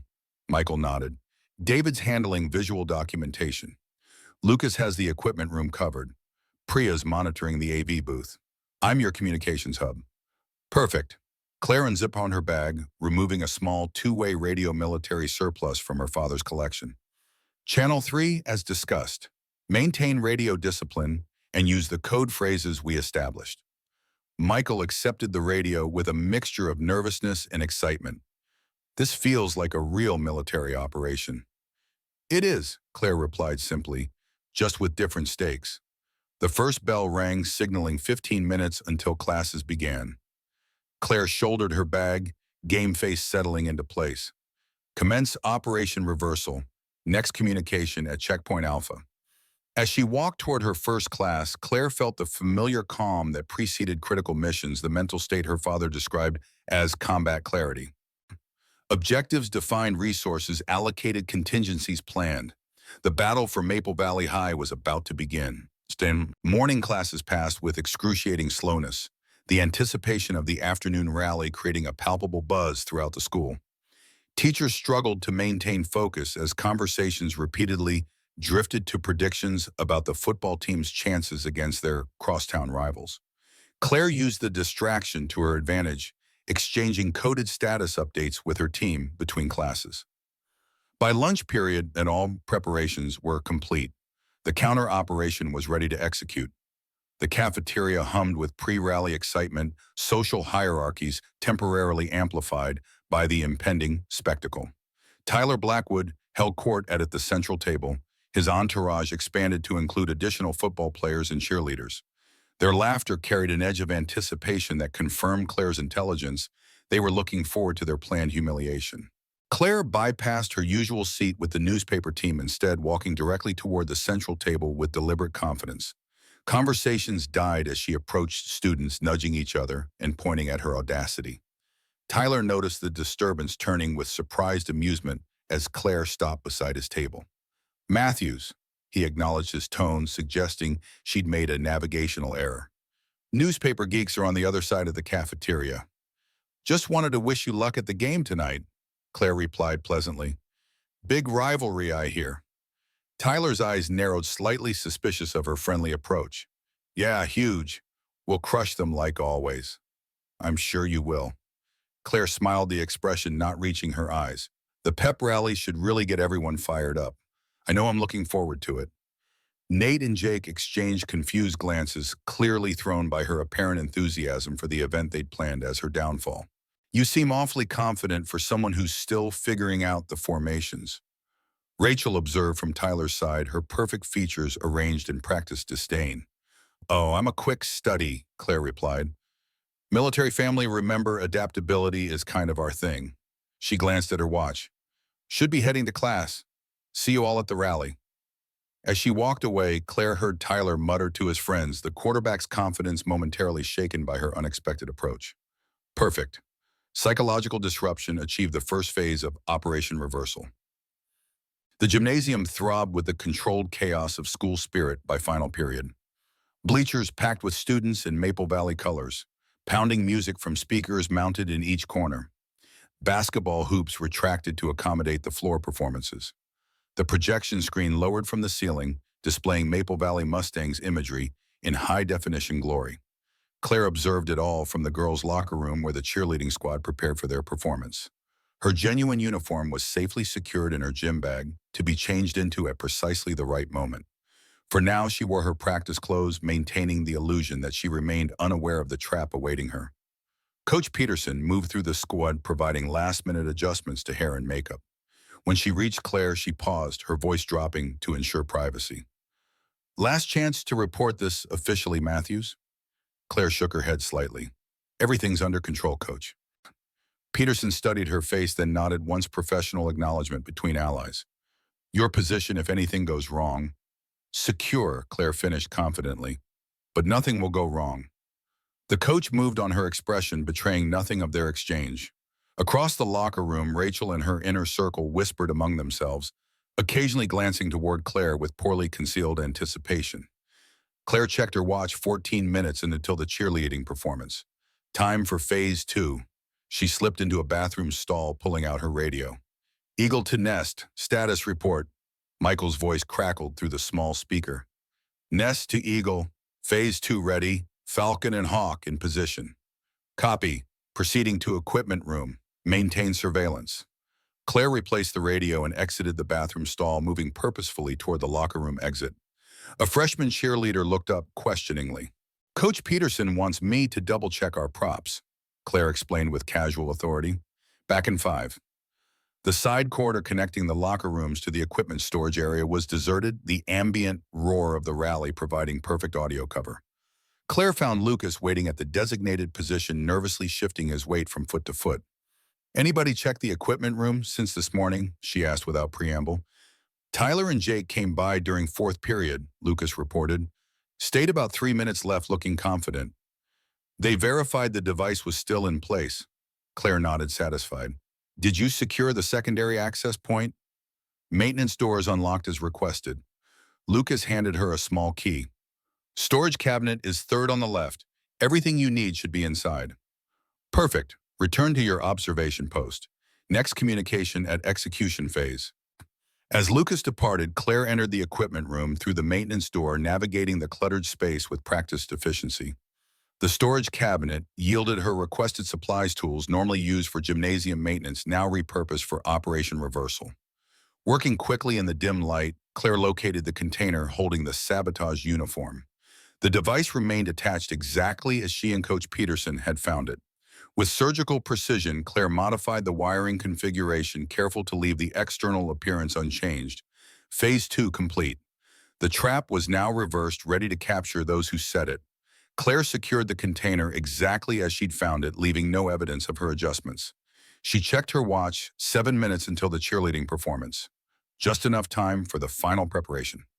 Returning to the locker room through the maintenance corridor, Claire retrieved her genuine uniform from her secure gym bag. The bathroom stall provided privacy for the quick change. When she emerged, Rachel was waiting, her expression a mask of false concern. "There you are, Matthews. We were getting worried." Her eyes traveled over Claire's uniform, momentary confusion flickering across her features. "Coach wants us in formation for final review. 2 minutes." "I'll be right there," Claire replied calmly. Rachel hesitated, clearly thrown by Claire's composed demeanor, then returned to the gathering squad. Claire took a deep breath, 4 counts in 4 counts, hold 4 counts out, centering herself for the performance ahead. Phase 3 was about to begin. The cheerleading squad entered the gymnasium to thunderous applause, the bleachers vibrating with stomping feet and rhythmic clapping. Claire took her position in the second row directly behind Rachel, exactly as Coach Peterson had directed. From this vantage point, she could observe the entire operation unfolding. Tyler, Andrew, and Jake positioned it near the AV booth, Jake holding what appeared to be a small remote control partially concealed in his palm. The newspaper team strategically placed around the gymnasium perimeter cameras and phones ready to document. Coach Peterson standing with arms crossed, her expression professionally neutral, despite her knowledge of the impending confrontation. The routine began with practiced precision, the squad moving through their choreography with synchronized energy. Claire executed each movement flawlessly, maintaining her position while tracking the football players' growing anticipation. As the performance approached the pyramid formation finale, Jake edged closer to the main floor remote control, now fully visible in his hand. Perfect positioning, maximum visibility, exactly as Claire had planned. The music reached its climactic buildup. The squad transitioned to pyramid formation, Claire taking her supporting position with textbook form. Out of the corner of her eye, she saw Jake raise the remote thumb poised over the activation button. The moment of truth arrived. Jake pressed the button with triumphant malice, eyes fixed on Claire's position in the formation. For a split second, nothing happened, a moment of confused anticipation as the saboteurs waited for their trap to spring. Then chaos erupted, not around Claire but at the AV booth. The modified wiring Claire had installed redirected the remote signal, activating the secondary device she'd planted during Phase 2. The gymnasium's projection system flared to life, but instead of the planned Maple Valley Mustangs imagery, the giant screen displayed security camera footage from the previous night, Tyler, Andrew, and Jake unloading the sabotage uniform from the Range Rover, their faces clearly visible as they carried it into the gymnasium. Simultaneous with the video display, the gymnasium speakers emitted a high-pitched feedback squeal, the sound system temporarily hijacked by the same signal that was meant to trigger Claire's humiliation. The pyramid held firm, the cheerleaders maintaining their formation despite the unexpected audio-visual disruption. Claire remained in perfect position, her expression revealing nothing as she completed the routine alongside her stunned squad mates. From the AV booth, Tyler's face had gone from confusion to horror to fury in rapid succession. Andrew looked physically ill while Jake stared at the remote in his hand as if it had betrayed him personally. Across the gymnasium, David's camera captured every moment of their realization that their plan had catastrophically backfired. As the routine concluded and the squad struck their final pose, the projection screen abruptly returned to the standard Maple Valley imagery. The brief technical glitch might have been dismissed as an equipment malfunction, except that dozens of student phones had captured the incriminating footage, and the expressions on the football players' faces told their own damning story. Coach Peterson's voice cut through the momentary confusion, directing the squad to take their bow and exit the floor. As Claire followed her teammates toward the sidelines, she caught Tyler's eye across the gymnasium. The quarterback's expression promised retribution, But beneath the anger lurks something new: uncertainty. Phase 3 complete. Operation Reversal executed successfully. The battle for Maple Valley High had reached its turning point. Borcham. The immediate aftermath unfolded with the controlled chaos of a perfectly executed operation. Students buzzed about the strange technical glitch during the rally video, clips already circulating on social media. Tyler and his inner circle had vanished immediately after the performance, retreating to regroup and assess the damage. Claire changed quickly in the locker room, avoiding the confused questions from her squad mates. Coach Peterson caught her eye as she exited, giving an almost imperceptible nod of professional acknowledgement. The newspaper team waited at their designated extraction point, the journalism classroom now empty, as students headed home for the weekend. Michael practically vibrated with excitement as Claire entered. "That was incredible," he exclaimed. "How did you redirect the signal? The timing was perfect." "Simple frequency manipulation," Claire replied, though the technical execution had been anything but simple. "The remote was designed to activate at close range. I just created an alternate receiver with a more powerful response mechanism." "The security footage was genius," Lucas added. "Where did it come from? I thought those cameras didn't work." "They don't," Claire confirmed. "That was Michael's footage from last night, formatted to look like security camera feed. David edited it during study hall." The team exchanged high fives, the euphoria of successful operation completion washing over them. Claire allowed herself a small smile, acknowledgement of their achievement, without celebrating prematurely. "What happens now?" Priya asked, sobering slightly. "Tyler's not going to just let this go." "No, he won't," Claire agreed. "But he's been destabilized. His perfect record of successful intimidation is broken. That changes the dynamic." "He'll be more dangerous," Michael warned. "Wounded pride makes people do desperate things." Claire nodded, already factoring this into her strategic assessment. "That's why we're maintaining operational security. No one outside this room knows exactly what happened or how. Let them speculate." The team nodded their understanding. Operational discipline remained essential until the situation fully stabilized. "One more thing," Claire added, reaching into her bag. "Everyone needs to delete any direct evidence of our involvement from their phones. These are secure USB drives with encrypted backups of everything we've collected." She handed each team member a small flash drive. "Hide them somewhere safe. Insurance policy only." As the newspaper team filed out, each clutching their piece of the operational record, Michael lingered behind. "You know this isn't over. Tyler Blackwood doesn't lose, not at Maple Valley High." "He's never faced someone with strategic training before," Claire replied simply. "This was just the first engagement." Michael studied his new friend with undisguised admiration. "You really are something else, Matthews. Most new kids try to keep their heads down, blend in. You just took on the most powerful student in school." "I didn't start this fight," Claire reminded him. "I just refused to surrender to intimidation." "Well, whatever happens next, I'm glad you're on our side." As Claire exited the school building, she felt the weight of dozens of curious stares. Word had spread quickly. Something had happened at the rally, something that involved the new military girl and the school's social elite. Narratives were already forming, theories evolving in Maple Valley High's rumor ecosystem. Let them speculate, Claire thought. Uncertainty was a powerful tactical advantage. Her father waited in his truck at the designated extraction point, expression neutral but eyes alert for signs of pursuit or confrontation. Claire climbed in, securing her seatbelt before offering the mission completion phrase they'd established that morning. "Operation successful, objective achieved." William nodded once military acknowledgement before pulling away from the school. "Any complications?" "None unexpected. Countermeasures deployed as planned. Target neutralized without direct confrontation." They drove in silence for several minutes, the disciplined professionalism of operational debriefing gradually giving way to the natural relationship between father and daughter.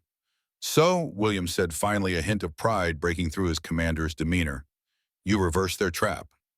Claire allowed herself a small smile. "Complete signal redirection. They activated their own exposure." "Elegant solution, proportional response." William glanced at his daughter. "How do you feel?"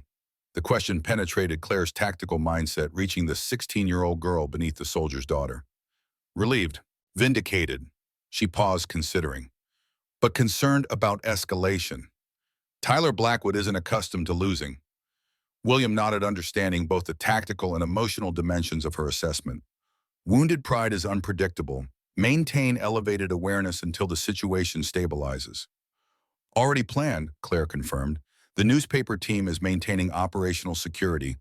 No direct evidence connects us to the technical malfunction. Good. William turned onto their street, the modest rental house coming into view. Your mother would be proud of how you handled this, Claire Bear, standing your ground without seeking destruction. The mention of her mother absent from this milestone, like so many others, created a momentary tightness in Claire's throat. She nodded, unable to speak. As they pulled into the driveway, William's expression grew serious once more. Remember, this is just the first engagement. Blackwood and his friends will regroup, reassess, potentially escalate. Be prepared for more direct confrontation. Claire nodded, military acknowledgement from daughter to father. Always prepared, Captain. The weekend stretched before them, 48 hours of tactical assessment and contingency planning before returning to the battlefield of Maple Valley High. Claire understood that Monday would bring new challenges, potentially more dangerous than today's engagement. Tyler Blackwood had been outmaneuvered but not defeated. His resources remained substantial, his influence throughout the school undiminished. And now his motivation had evolved from casual malice to wounded pride, a far more volatile and unpredictable adversary. The battle for Maple Valley High was entering its most critical phase. Claire Matthews, daughter of Captain William Matthews, Navy SEAL, prepared accordingly. Monday morning arrived with the crystalline clarity that follows a storm. The weekend had passed without incident, no retaliatory strikes, no digital harassment, no direct contact from Tyler or his allies. Just 48 hours of strategic assessment in preparation for whatever might come next. Claire approached Maple Valley High with heightened situational awareness, noting subtle shifts in the social ecosystem as she navigated the morning crowd. Students who had previously ignored her existence now offered tentative nods of acknowledgement. Conversations paused as she passed, resuming with increased intensity once she moved beyond earshot.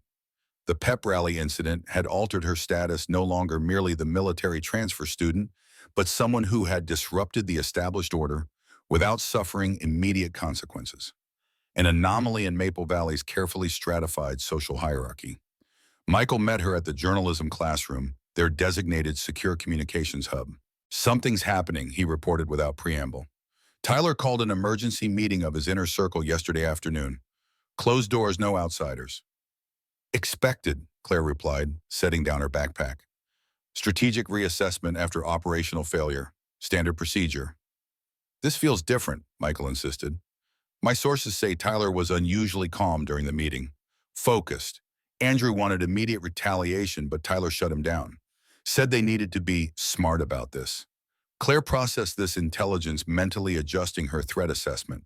A calm, deliberate Tyler Blackwood represented a more dangerous adversary than an impulsively angry one.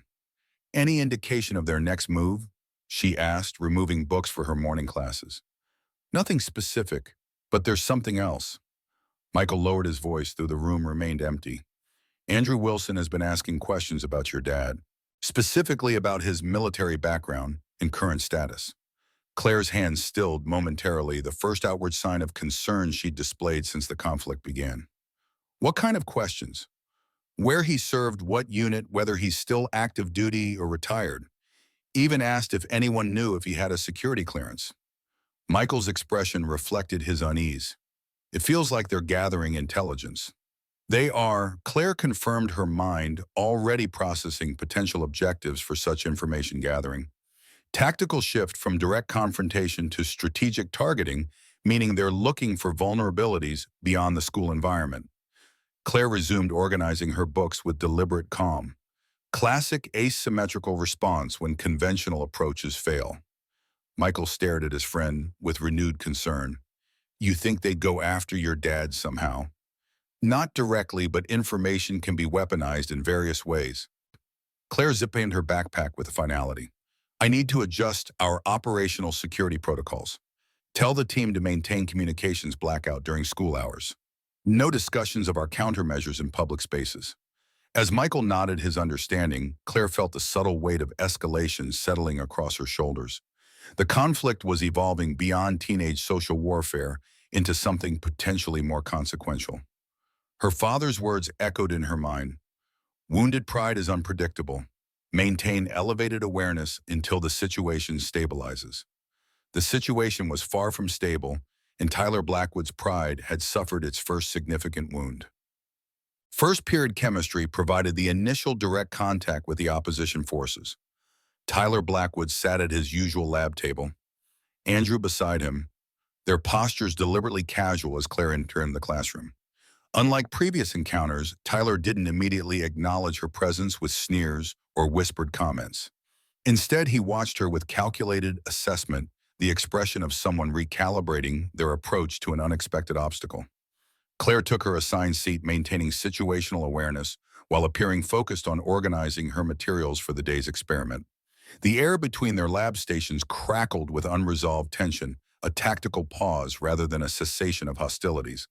Halfway through the period, as students conducted their individual experiments, Tyler approached her lab station under the pretext of borrowing a beaker.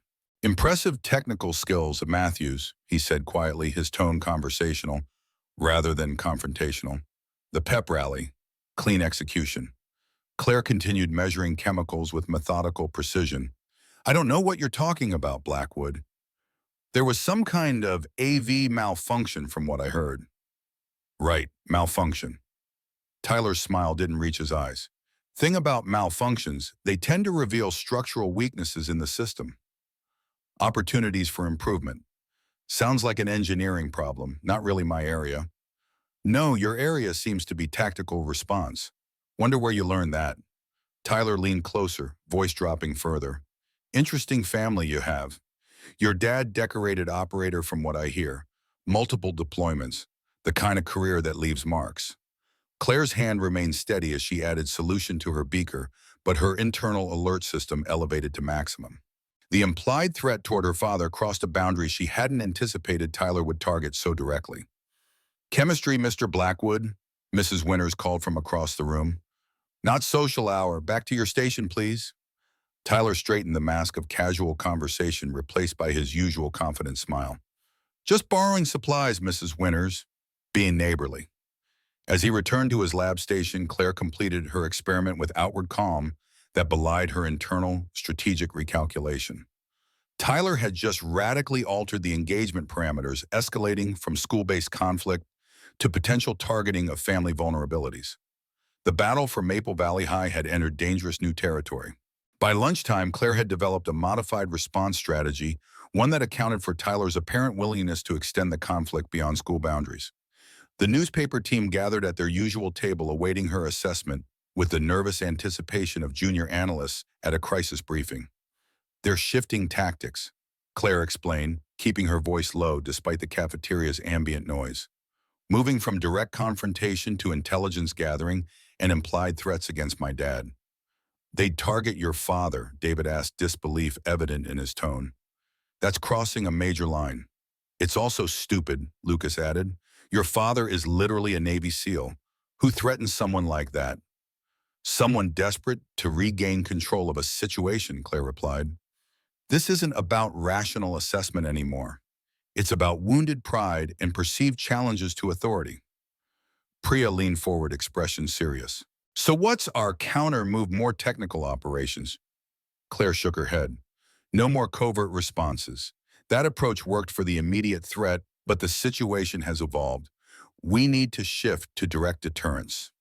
"Meaning," Michael asked, "establishing clear boundaries with explicit consequences for violation." Claire's voice carried the calm certainty her father displayed when outlining mission parameters. "Make the cost of continued escalation unacceptable." The team exchanged uncertain glances, the military terminology translating imperfectly to their teenage understanding of conflict resolution. "In practical terms," Claire clarified, "I need to have a direct conversation with Tyler, alone, then reset the engagement parameters." "That sounds dangerous," Michael protested. "What if he's not interested in talking?" "He will be." Claire's confidence wasn't bravado but calculated assessment. Tyler's primary motivation is his control of his social environment. Direct confrontation in private serves his interests better than public escalation. At this point, the conversation paused as Rachel and her inner circle passed their table, the cheerleaders ostentatiously ignoring their presence. Claire noted Rachel's strained expression and the tension evident in her posture, secondary indicators that the ruling coalition was experiencing internal stress following the failed operation. "There's something else," Michael said once the cheerleaders were out of earshot. "Rumor has it Andrew and Tyler had some kind of argument after the rally. Andrew apparently questioned whether targeting you was worth the potential blowback." "Interesting." Claire filed this intelligence away for future consideration. Fractures in the command structure could be tactically significant. Lucas shook his head in amazement. "You really do see everything as a military operation, don't you?" "It's the framework I understand," Claire replied simply. "And it's been effective so far." The bell signaling the end of lunch period interrupted their strategic planning. As the team gathered their belongings, Claire established final operational parameters. "Maintain standard surveillance but no active engagement. I'll initiate direct contact with Blackwood after final period. Extraction protocols remain unchanged, regular departure. No deviation from established patterns."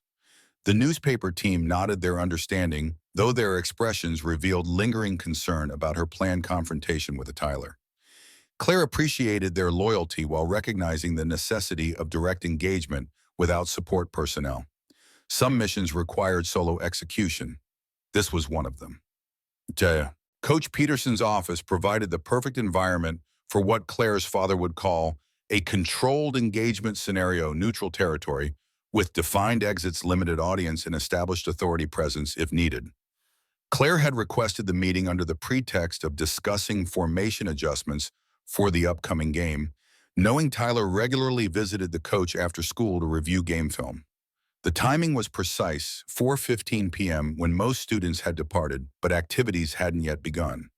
Claire arrived early, positioning herself with tactical advantage back to the wall, clear sightlines to both entrance and exit, optimal distance for conversation without physical vulnerability. Tyler entered exactly on schedule, his expression shifting from casual confidence to wary assessment upon finding Claire waiting instead of Coach Peterson. He paused in the doorway, calculating his response. "Matthews," he acknowledged finally. "Didn't expect to find you here. Needed to talk. Figured you'd prefer privacy to public discussion." Tyler glanced over his shoulder, confirming they were alone, then closed the door partially, leaving it open just enough to suggest this wasn't a secret meeting, while providing sufficient privacy for candid conversation. "About what?" he asked, though his tone indicated he already knew. "New parameters," Claire replied, maintaining direct eye contact. "Current escalation trajectory is unsustainable for both parties. Time to establish boundaries." Tyler's eyebrows rose slightly at her directness. He leaned against the coach's desk, arms crossed in a posture of casual authority that didn't quite mask his tension. Interesting perspective from someone who redirected a remote signal to broadcast private footage to the entire school. "Proportional response to planned public humiliation," Claire countered evenly. "Tactical neutralization of immediate threat." "Military terminology," Tyler noted. "Like father, like daughter." "My background isn't relevant to this discussion. What matters is next steps." Claire maintained her position, neither advancing nor retreating. "You've escalated to gathering intelligence on my family. That crosses an operational boundary." Tyler studied her for a long moment, his calculated assessment evident behind his practiced confidence. "You're not like other targets, are you, Matthews? Most people would be crying to the principal by now, begging for intervention." "I'm not most people." A hint of genuine respect flickered across his features before disappearing behind his mask of control. "So what are these parameters you want to establish?" "Simple. School remains the operational theater. Family off-campus activities and personal history are excluded from engagement. Violation of these boundaries triggers non-negotiable escalation to official channels with full disclosure of all prior incidents." Tyler's laugh held little humor. "You're actually proposing rules of engagement like this is some kind of military exercise." "Conflict resolution requires clear boundaries with defined consequences." Claire replied, her father's training evident in every measured word. "You're intelligent enough to recognize that unconstrained escalation serves neither of our interests." "And what exactly do you think my interests are, Matthews?" maintaining social dominance without administrative intervention, preserving your reputation and influence through graduation, securing your athletic scholarship opportunities. Claire's assessment was clinical, not accusatory. All objectives jeopardized by expanding this conflict beyond containable parameters. Tyler pushed away from the desk, moving to stand directly before her using his height advantage in the classic intimidation posture Claire had observed numerous times. She remained seated, unimpressed by the physical display. "You've done your homework," he conceded, his voice hardening. "But you've missed something important. I don't lose, not at Maple Valley High, not to anyone, and certainly not to some military brat who thinks she can waltz in and disrupt the natural order." "This isn't about winning or losing," Claire countered. "It's about establishing mutual deterrence.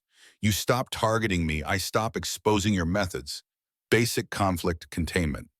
And if I decide these parameters don't work for me," Claire met his gaze with calm certainty, "then I apply my father's primary tactical principle, overwhelming response to clear provocation. Every incident documented, every participant identified, every method exposed to authorities, both within and beyond the school." She reached into her bag, removing a sealed envelope, which she placed on the desk between them. Including this comprehensive documentation of the sabotage uniform incident, technical specifications of the remote control device, and witness statements confirming your involvement in its placement, currently secured with third parties to be released only if further escalation occurs.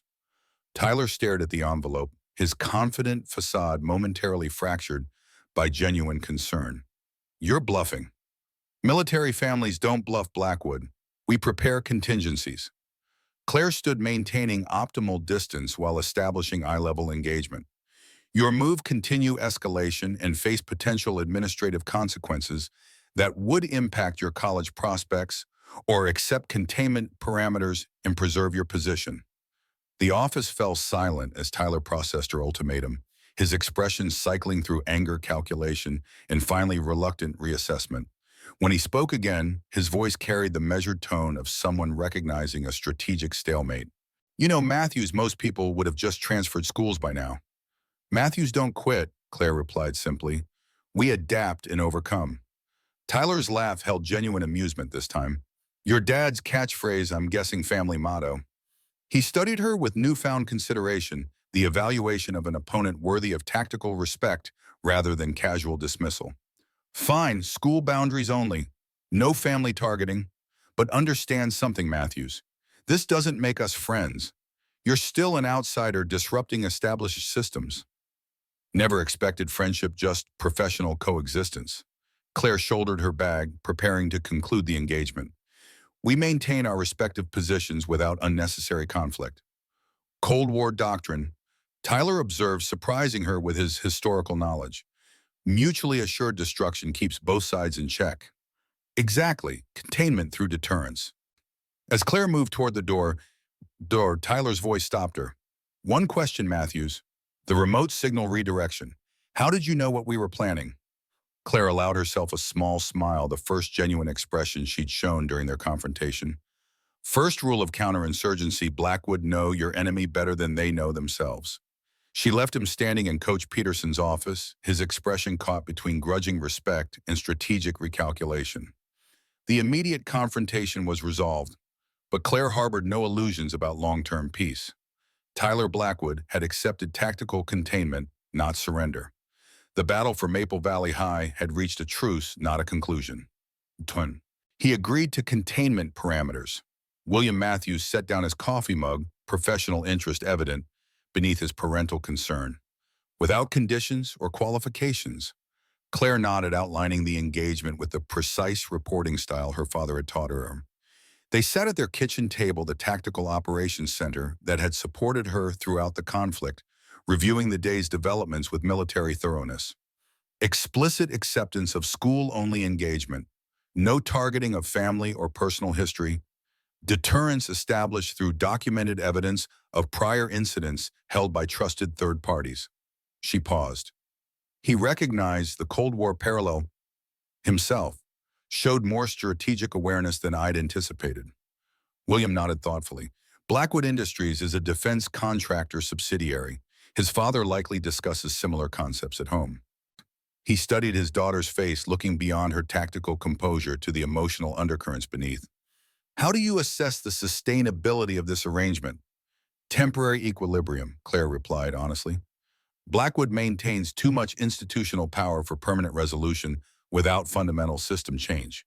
But containment should hold through the critical adjustment period, meaning until you've established sufficient social integration to withstand renewed pressure. Exactly. Claire smiled slightly at her father's quick understanding. I've secured my position on the cheerleading squad through demonstrated capability. The newspaper team provides intelligence support and social alliance. Coach Peterson offers limited but significant authority protection. William nodded military assessment, transitioning to paternal pride. Effective coalition building. Diana would be impressed. The mention of Claire's mother, rare in their tactical discussions, softened the professional atmosphere. She always said you had her social intelligence combined with my strategic thinking. Formidable combination. Claire absorbed the compliment, the tension of recent weeks momentarily easing at this connection to her absent mother. I miss her perspective sometimes. She'd probably tell me I'm overthinking high school politics. Maybe, William acknowledged with a small smile, but she'd also recognize when a principle was worth defending.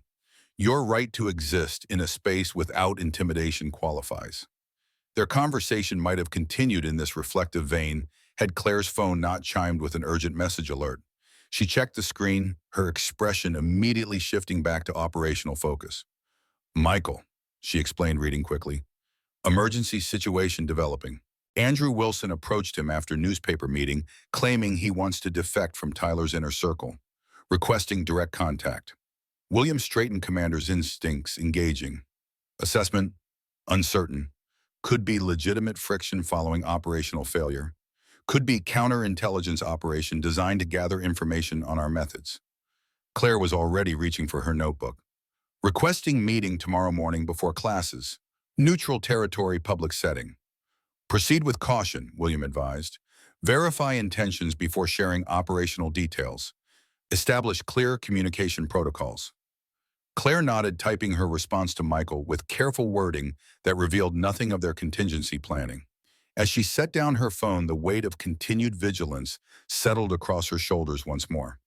I thought establishing parameters would create breathing room, she admitted, rare uncertainty creeping into her voice. Instead, it's just shifting the battlefield dynamics. William reached across the table, covering her hand with his own, the gesture of a father rather than a commanding officer. That's the reality of conflict resolution, Claire Bear. Peace requires more vigilance than war. Anyone can fight. Maintaining equilibrium takes true skill. Claire absorbed this wisdom, drawing strength from her father's understanding. The battle for Maple Valley High continued, its form evolving rather than concluding. Adaptation remained essential.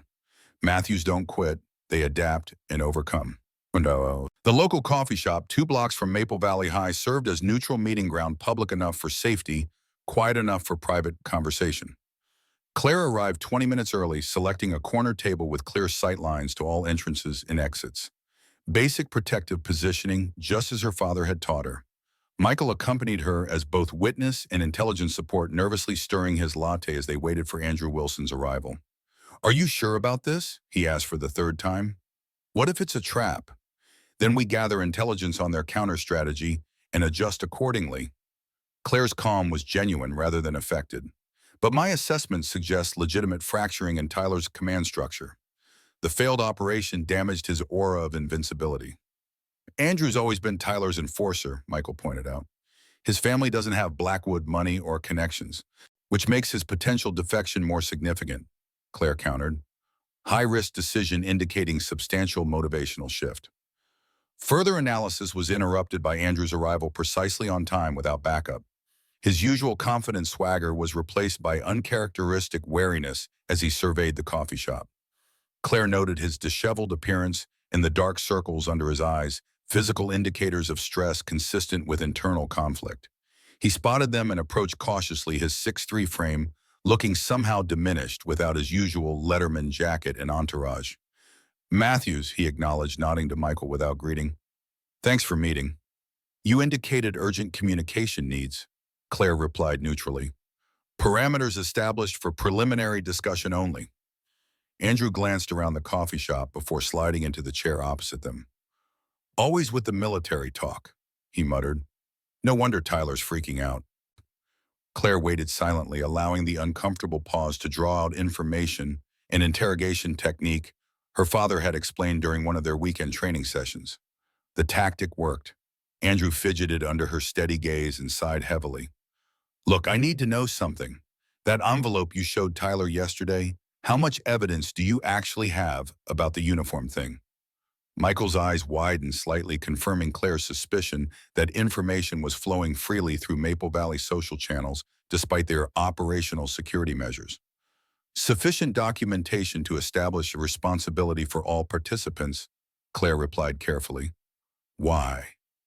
Andrew ran a hand through his hair, genuine distress evident in the gesture. Because Tyler's not honoring your parameters or whatever. He's planning something bigger, and I want out before it blows up. Claire's expression remained neutral, but her internal alert system elevated to maximum. Explain. He was calm after your meeting yesterday. Too calm. Then he called Jake and me over to his house last night. Andrew leaned forward, lowering his voice. Tyler's father has connections at State University Athletics Department. Tyler wants to use those connections to create problems for your dad's retirement paperwork. Something about security clearance reviews and character investigations. The targeting of her father's military career represented significant escalation, precisely what their containment parameters had been designed to prevent. Claire's mind rapidly assessed potential countermeasures while maintaining her outward composure. That violates our established agreement, she noted, voice steady despite the internal alarm. Yeah, well, Tyler doesn't see it that way. Says your dad's military career is fair game since you use military tactics against him. Andrew's expression reflected genuine concern. Look, I'm not proud of the stuff we've done. The uniform thing was supposed to be a prank, not whatever it turned into. But messing with someone's military record, that crosses a line. Claire studied him carefully, assessing sincerity versus potential manipulation. Why tell me this? Your position in Tyler's hierarchy depends on loyalty. Because my dad served too, Andrew admitted quietly. Army 2 tours in Afghanistan. Nobody at school knows, because it doesn't fit the image Tyler expects us to maintain. But I know what military families sacrifice. Targeting your dad's career isn't a high school prank. It's potentially criminal. The personal revelation shifted Claire's assessment substantially. Andrew wasn't merely a defector seeking protection, but a principled objector to a specific escalation threshold. The military connection provided genuine motivation for his break with Tyler's leadership. When is Tyler planning to initiate this, she asked. Tonight, his dad has some charity dinner with the university officials. Tyler's going to bring up concerns about unstable veteran behavior he's witnessed from your father. Andrew's disgust was evident. Complete fabrication, but Tyler's convinced it will trigger some kind of review process that would delay your dad's retirement processing. Claire processed this intelligence with the focused clarity her father demonstrated during mission briefings. The threat was credible, the timeline immediate, the potential impact significant. Thank you for this information, she said finally. Your integrity is noted and appreciated. Andrew shifted uncomfortably at the formal acknowledgement. So what are you going to do? Tyler's not going to back down just because I warned you. Appropriate countermeasures will be implemented, Claire replied, already formulating her response strategy. Your position remains secure. For now, Tyler doesn't suspect anything yet. Andrew hesitated, but once you respond, he'll know someone leaked the plan. Plausible deniability will be maintained for your protection. Claire stood, signaling the end of the meeting. No direct action will connect back to this conversation. As Andrew departed, visibly relieved yet still anxious, Michael turned to Claire with wide eyes. He's actually going after your dad's retirement. Can he even do that? Unlikely to succeed, but the attempt itself could create paperwork delays and unnecessary scrutiny. Claire gathered her belongings with focused efficiency. Tactical response required. Immediate communication with command. Command, Michael echoed, confused. In this case, yes. Claire's expression shifted to the resolute determination that had become familiar to her allies. Tyler Blackwood has miscalculated significantly. Time to demonstrate the consequences of targeting a Delta Force family. Captain William Matthews received the intelligence briefing with the calm focus that had guided special operations teams through far more dangerous situations than high school politics. As Claire outlined Tyler's planned interference with his retirement, processing his expression remained neutral, only the slight tightening around his eyes indicating his assessment of the threat. Timeline confirmed, he asked when she finished. Multiple sources verify the charity dinner occurs tonight at 7 p.m. University Athletic Department officials will be present, including the Dean of Admissions. Claire referenced her notes with military precision. Preston Blackwood serves on the University Foundation Board with significant influence over athletic scholarship decisions. William nodded, processing the tactical situation. Specific allegation.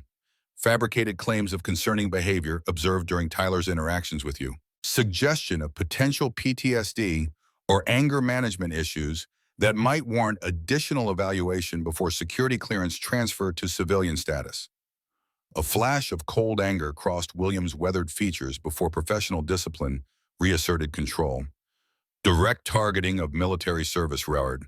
Significant escalation beyond established parameters. Yes, sir. Claire maintained formal reporting structure, recognizing her father had shifted fully into operational mode. Recommended response. William considered for a long moment various countermeasures clearly being evaluated behind his focused gaze. When he spoke, his voice carried the quiet certainty that had made him an effective special operations commander. Preemptive direct engagement. Preston Blackwood. Tyler. Establish clear boundaries with explicit consequences for violation. He checked his watch. The charity dinner is at the Greystone Hotel Ballroom. Yes, sir. Black tie event starting at 7 p.m. William nodded, decision made. I'll handle this personally, no delegation. Claire processed this directive with momentary concern.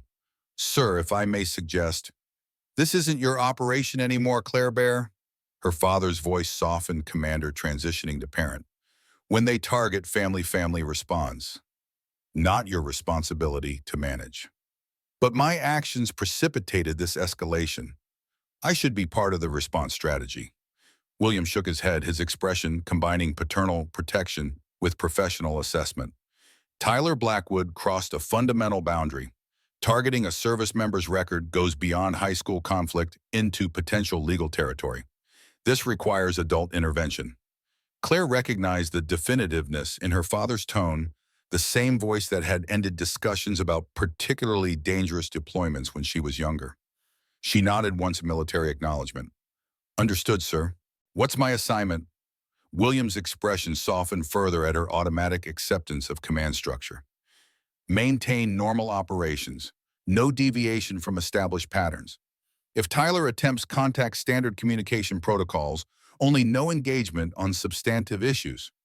Contingency planning if direct engagement fails. Already established. William stood signaling the end of the briefing, but it won't fail. Preston Blackwood may tolerate his son's high school power games, but he won't risk his corporate reputation or university relationships over fabricated allegations against a decorated veteran. As her father left to prepare for his mission, Claire remained at the kitchen table reviewing their operational history with critical assessment.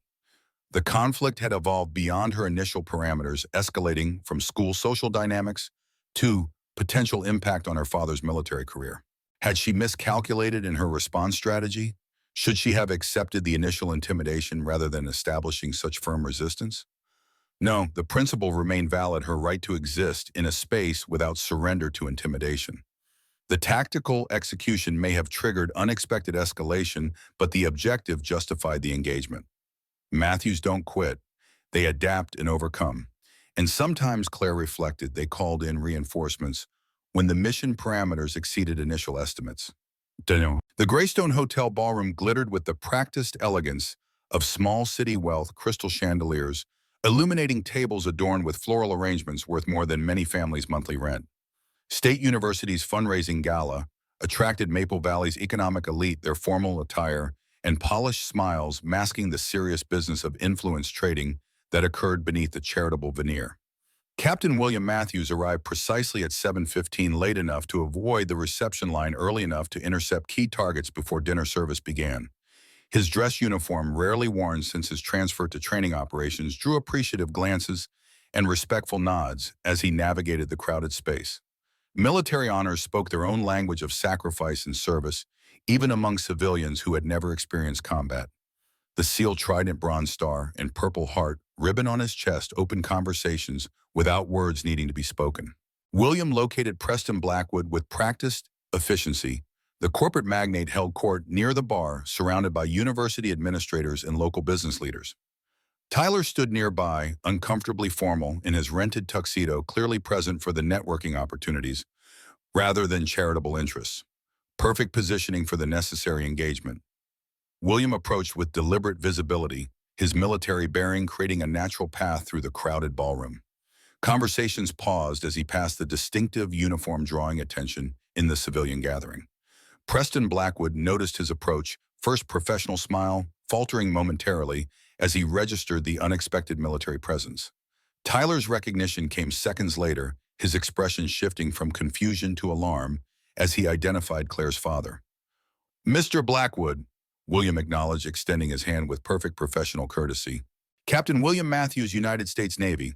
Might I have a word?" Preston recovered quickly, businessman's instincts engaging as he assessed the potential implications of a uniformed officer at his social event. "Captain Matthews, of course. I don't believe we've had the pleasure." "No, sir, but I believe our children are well acquainted." William's tone remained pleasant, his posture relaxed despite the underlying tension. "Tyler and my daughter Claire are classmates at Maple Valley High." Understanding dawned in Preston's eyes, followed by the cautious assessment of a man accustomed to managing potential complications. "I see. Tyler has mentioned Claire, I believe. New student this year." "Yes, sir. We recently relocated following my retirement processing." William maintained direct eye contact, establishing clear communication parameters. "Which is actually the matter I hope to discuss briefly, perhaps somewhere more private." Preston glanced at his son, whose expression had shifted from alarm to carefully controlled neutrality. "Is there some concern regarding the children's interactions, Captain?" "Not a concern so much as a matter requiring clarity," William replied smoothly, "particularly regarding certain planned communications about my military service record." The precision of this reference, clearly indicating specific knowledge rather than general concern, registered immediately in Preston's assessment. His expression hardened slightly as he turned to his son. "Tyler, would you excuse us for a moment? Captain Matthews and I need to have a brief conversation." Tyler's confident facade cracked momentarily, uncertainty flashing across his features before he nodded and stepped away from the group. Preston guided William toward a quieter corner of the ballroom, maintaining the appearance of casual conversation despite the evident tension. "I assume there's a specific reason you have appeared at my fundraising event in full dress uniform, Captain Matthews. Perhaps you could clarify the situation." William nodded, maintaining professional courtesy while establishing clear boundaries. "I'll be direct, Mr. Blackwood. I've received reliable intelligence that Tyler plans to suggest to university officials this evening that I'm experiencing PTSD or related issues that might impact my retirement security clearance processing." Preston's expression remained carefully neutral. Though his posture stiffened slightly, a businessman assessing potential liability rather than denying allegations. "That's quite a specific claim, Captain. May I ask the source of this information?" "Protected by operational security protocols," William replied evenly, but verified through multiple channels. A flicker of genuine concern crossed Preston's features, quickly masked by practiced composure. "Even if such a conversation were planned, which I neither confirm nor deny, what exactly is your interest in preempting it?" "Clarity regarding consequences," William stated simply. "Fabricated allegations against a service member's mental health or security clearance status potentially constitute defamation with legal implications. Additionally, attempting to interfere with federal processing of military retirement documentation could trigger investigative involvement from agencies beyond local jurisdiction."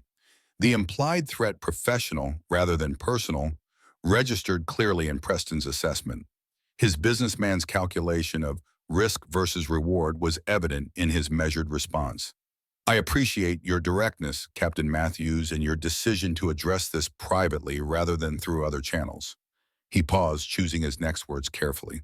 I understand there have been some social adjustments as your daughter integrates into Maple Valley High's established community. Social adjustment is expected with any transfer, William acknowledged.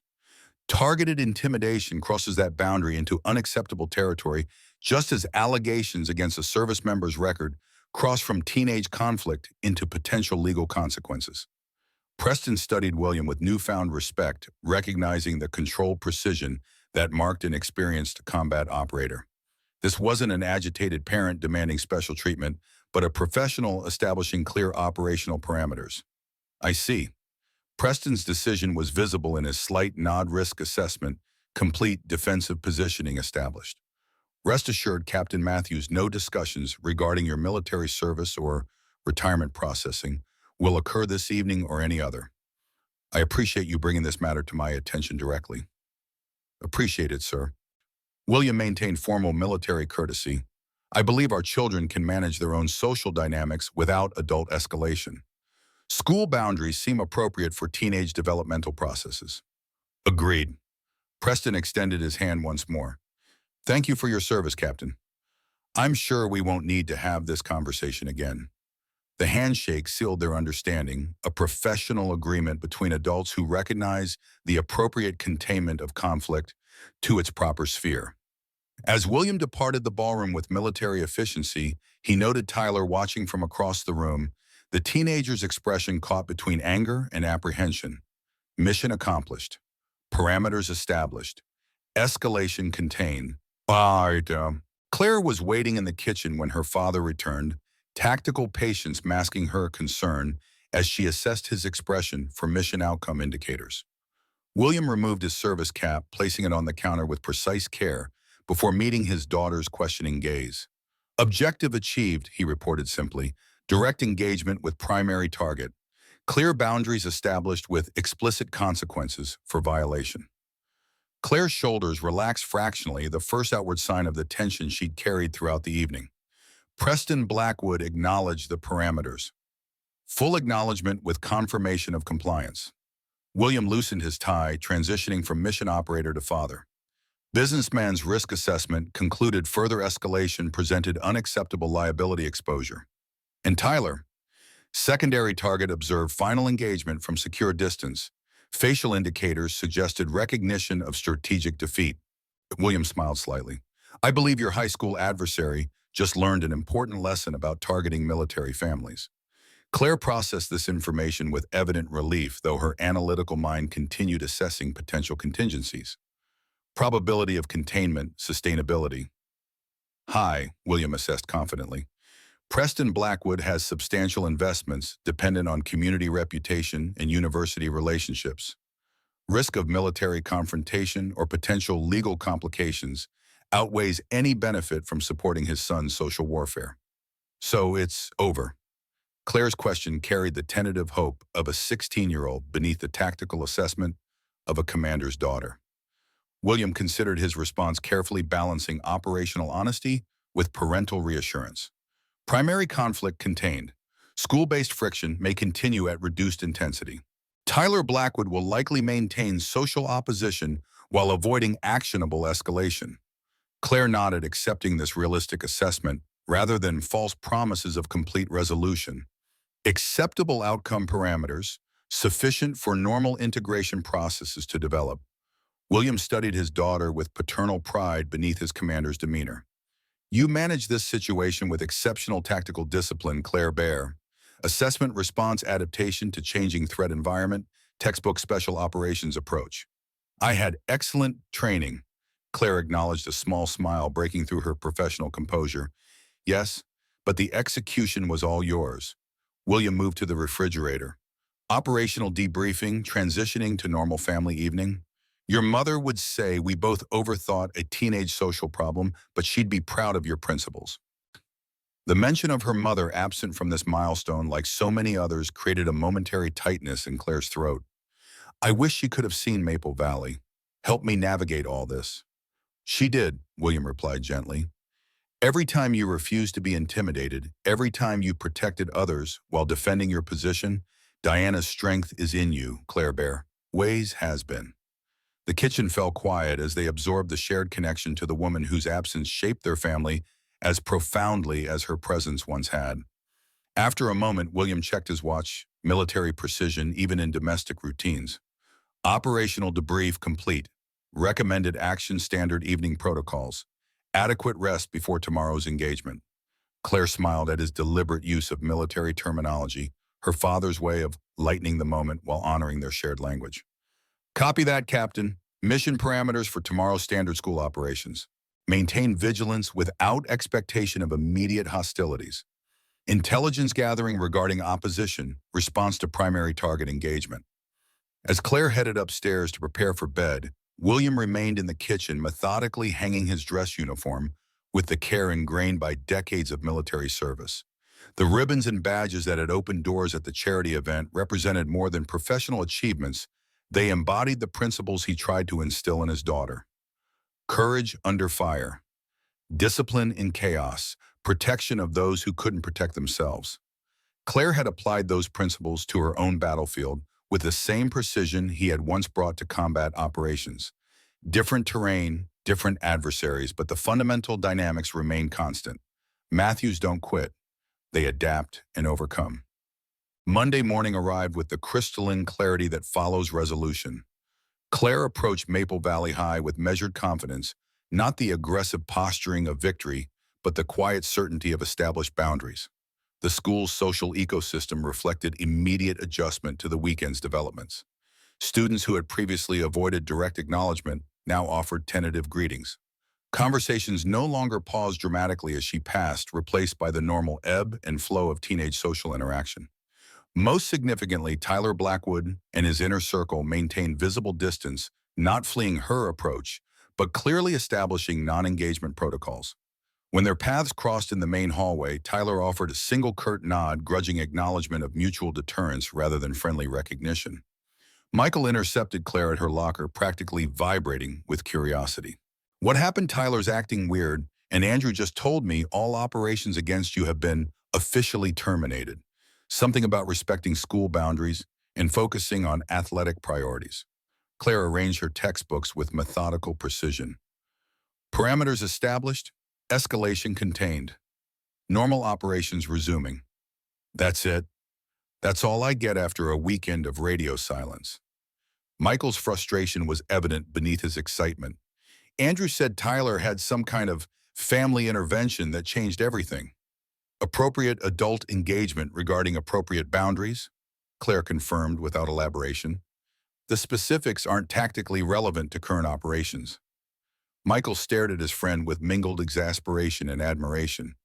"You know, most people would be celebrating a victory over Tyler Blackwood, maybe gloating a little. You're acting like you just completed a standard mission."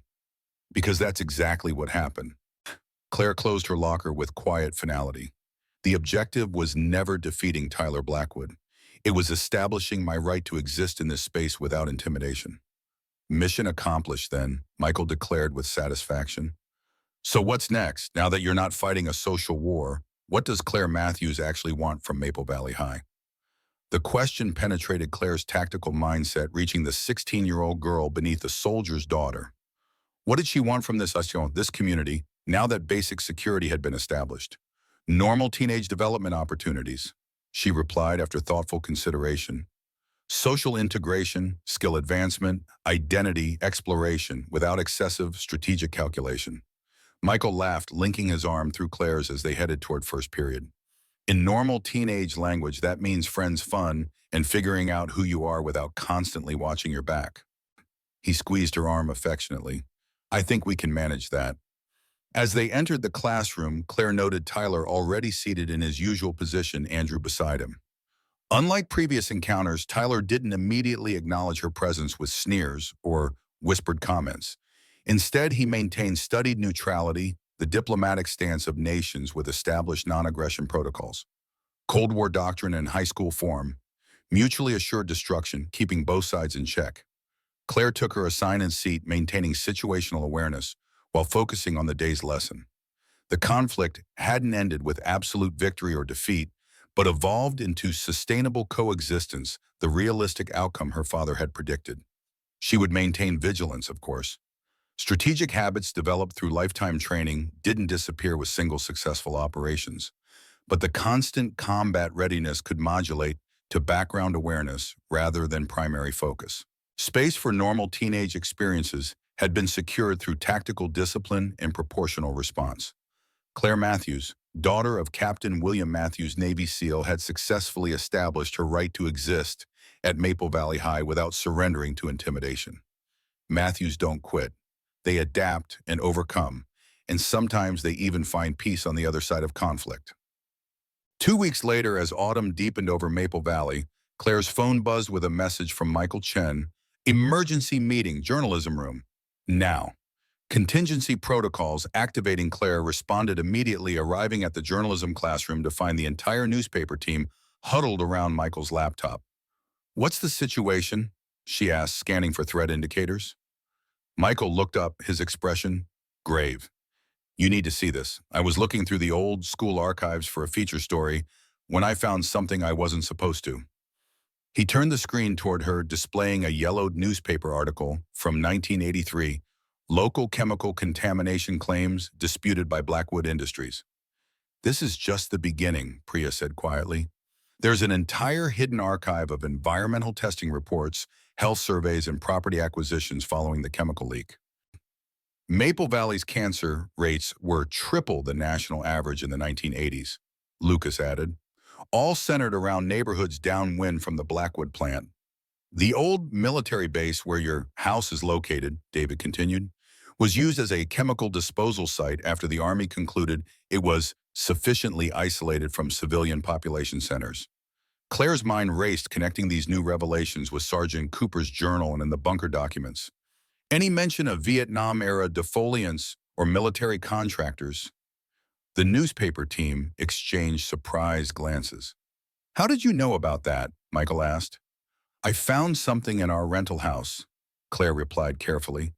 "A hidden room with documents about Blackwood defense contractors supplying defective equipment during Vietnam, the same company that later became Blackwood Industries." "This goes beyond high school politics," Priya whispered. "This is about an entire town built on covered-up poison." "And guess what's happening next month?" Michael's expression was grim. "Final approval for Blackwood Industries to purchase the decommissioned military-based property, including your rental house, for industrial redevelopment, which would give them control over all the remaining evidence," Claire concluded, "and the ability to bury it permanently under new construction." The journalism room fell silent as they absorbed the implications. This wasn't just about teenage social hierarchies anymore. It was about justice delayed for decades, about health impacts affecting generations of Maple Valley residents. "What do we do?" David finally asked. "This is bigger than anything we've tackled before." Claire considered the question with the focused assessment her father had taught her. First rule of special operations: gather complete intelligence before determining action parameters. She glanced at her watch. "I need to consult with my father. Maintain operational security until we establish a comprehensive approach." As she left the journalism room, Claire felt the weight of this new mission settling across her shoulders, heavier than the school conflicts that had preceded it, but clearer in its moral imperatives. She had come to Maple Valley seeking only to establish her place in a new school. Instead, she had stumbled upon a decades-old conspiracy that had harmed countless families, including perhaps her own. The battle for Maple Valley High had been just the opening skirmish in a much larger war for truth and accountability. And in this fight, Claire Matthews would need more than cheerleading formations and signal redirections. She would need everything her father had taught her about confronting power, exposing corruption, and standing firm when the stakes truly mattered. As she walked home, Claire recalled her mother's favorite saying, the one that had guided their family through deployments and relocations, through cancer treatments and grief: "Truth is heavy. That's why so few people carry it." The Matthews family had always carried their share of burdens. This one would be no different. Claire took a deep breath, 4 counts, in 4 counts, hold 4 counts out, and prepared for the next mission. Whatever came next, she wouldn't face it alone. She had her father's tactical brilliance, her mother's moral compass, and now, unexpectedly, allies who believed in standing up for something larger than themselves. Some might call it just another small-town scandal, but those who had ever stood against entrenched power knew better. In those moments when we choose to risk comfort for conscience, we define not just who we are, but the legacy we leave behind. What battle would Claire Matthews fight tomorrow? And what strength would guide her? The answers would emerge as they always had. One mission, one day, one breath at a time. Matthews don't quit. They adapt, they overcome, and sometimes they change the world.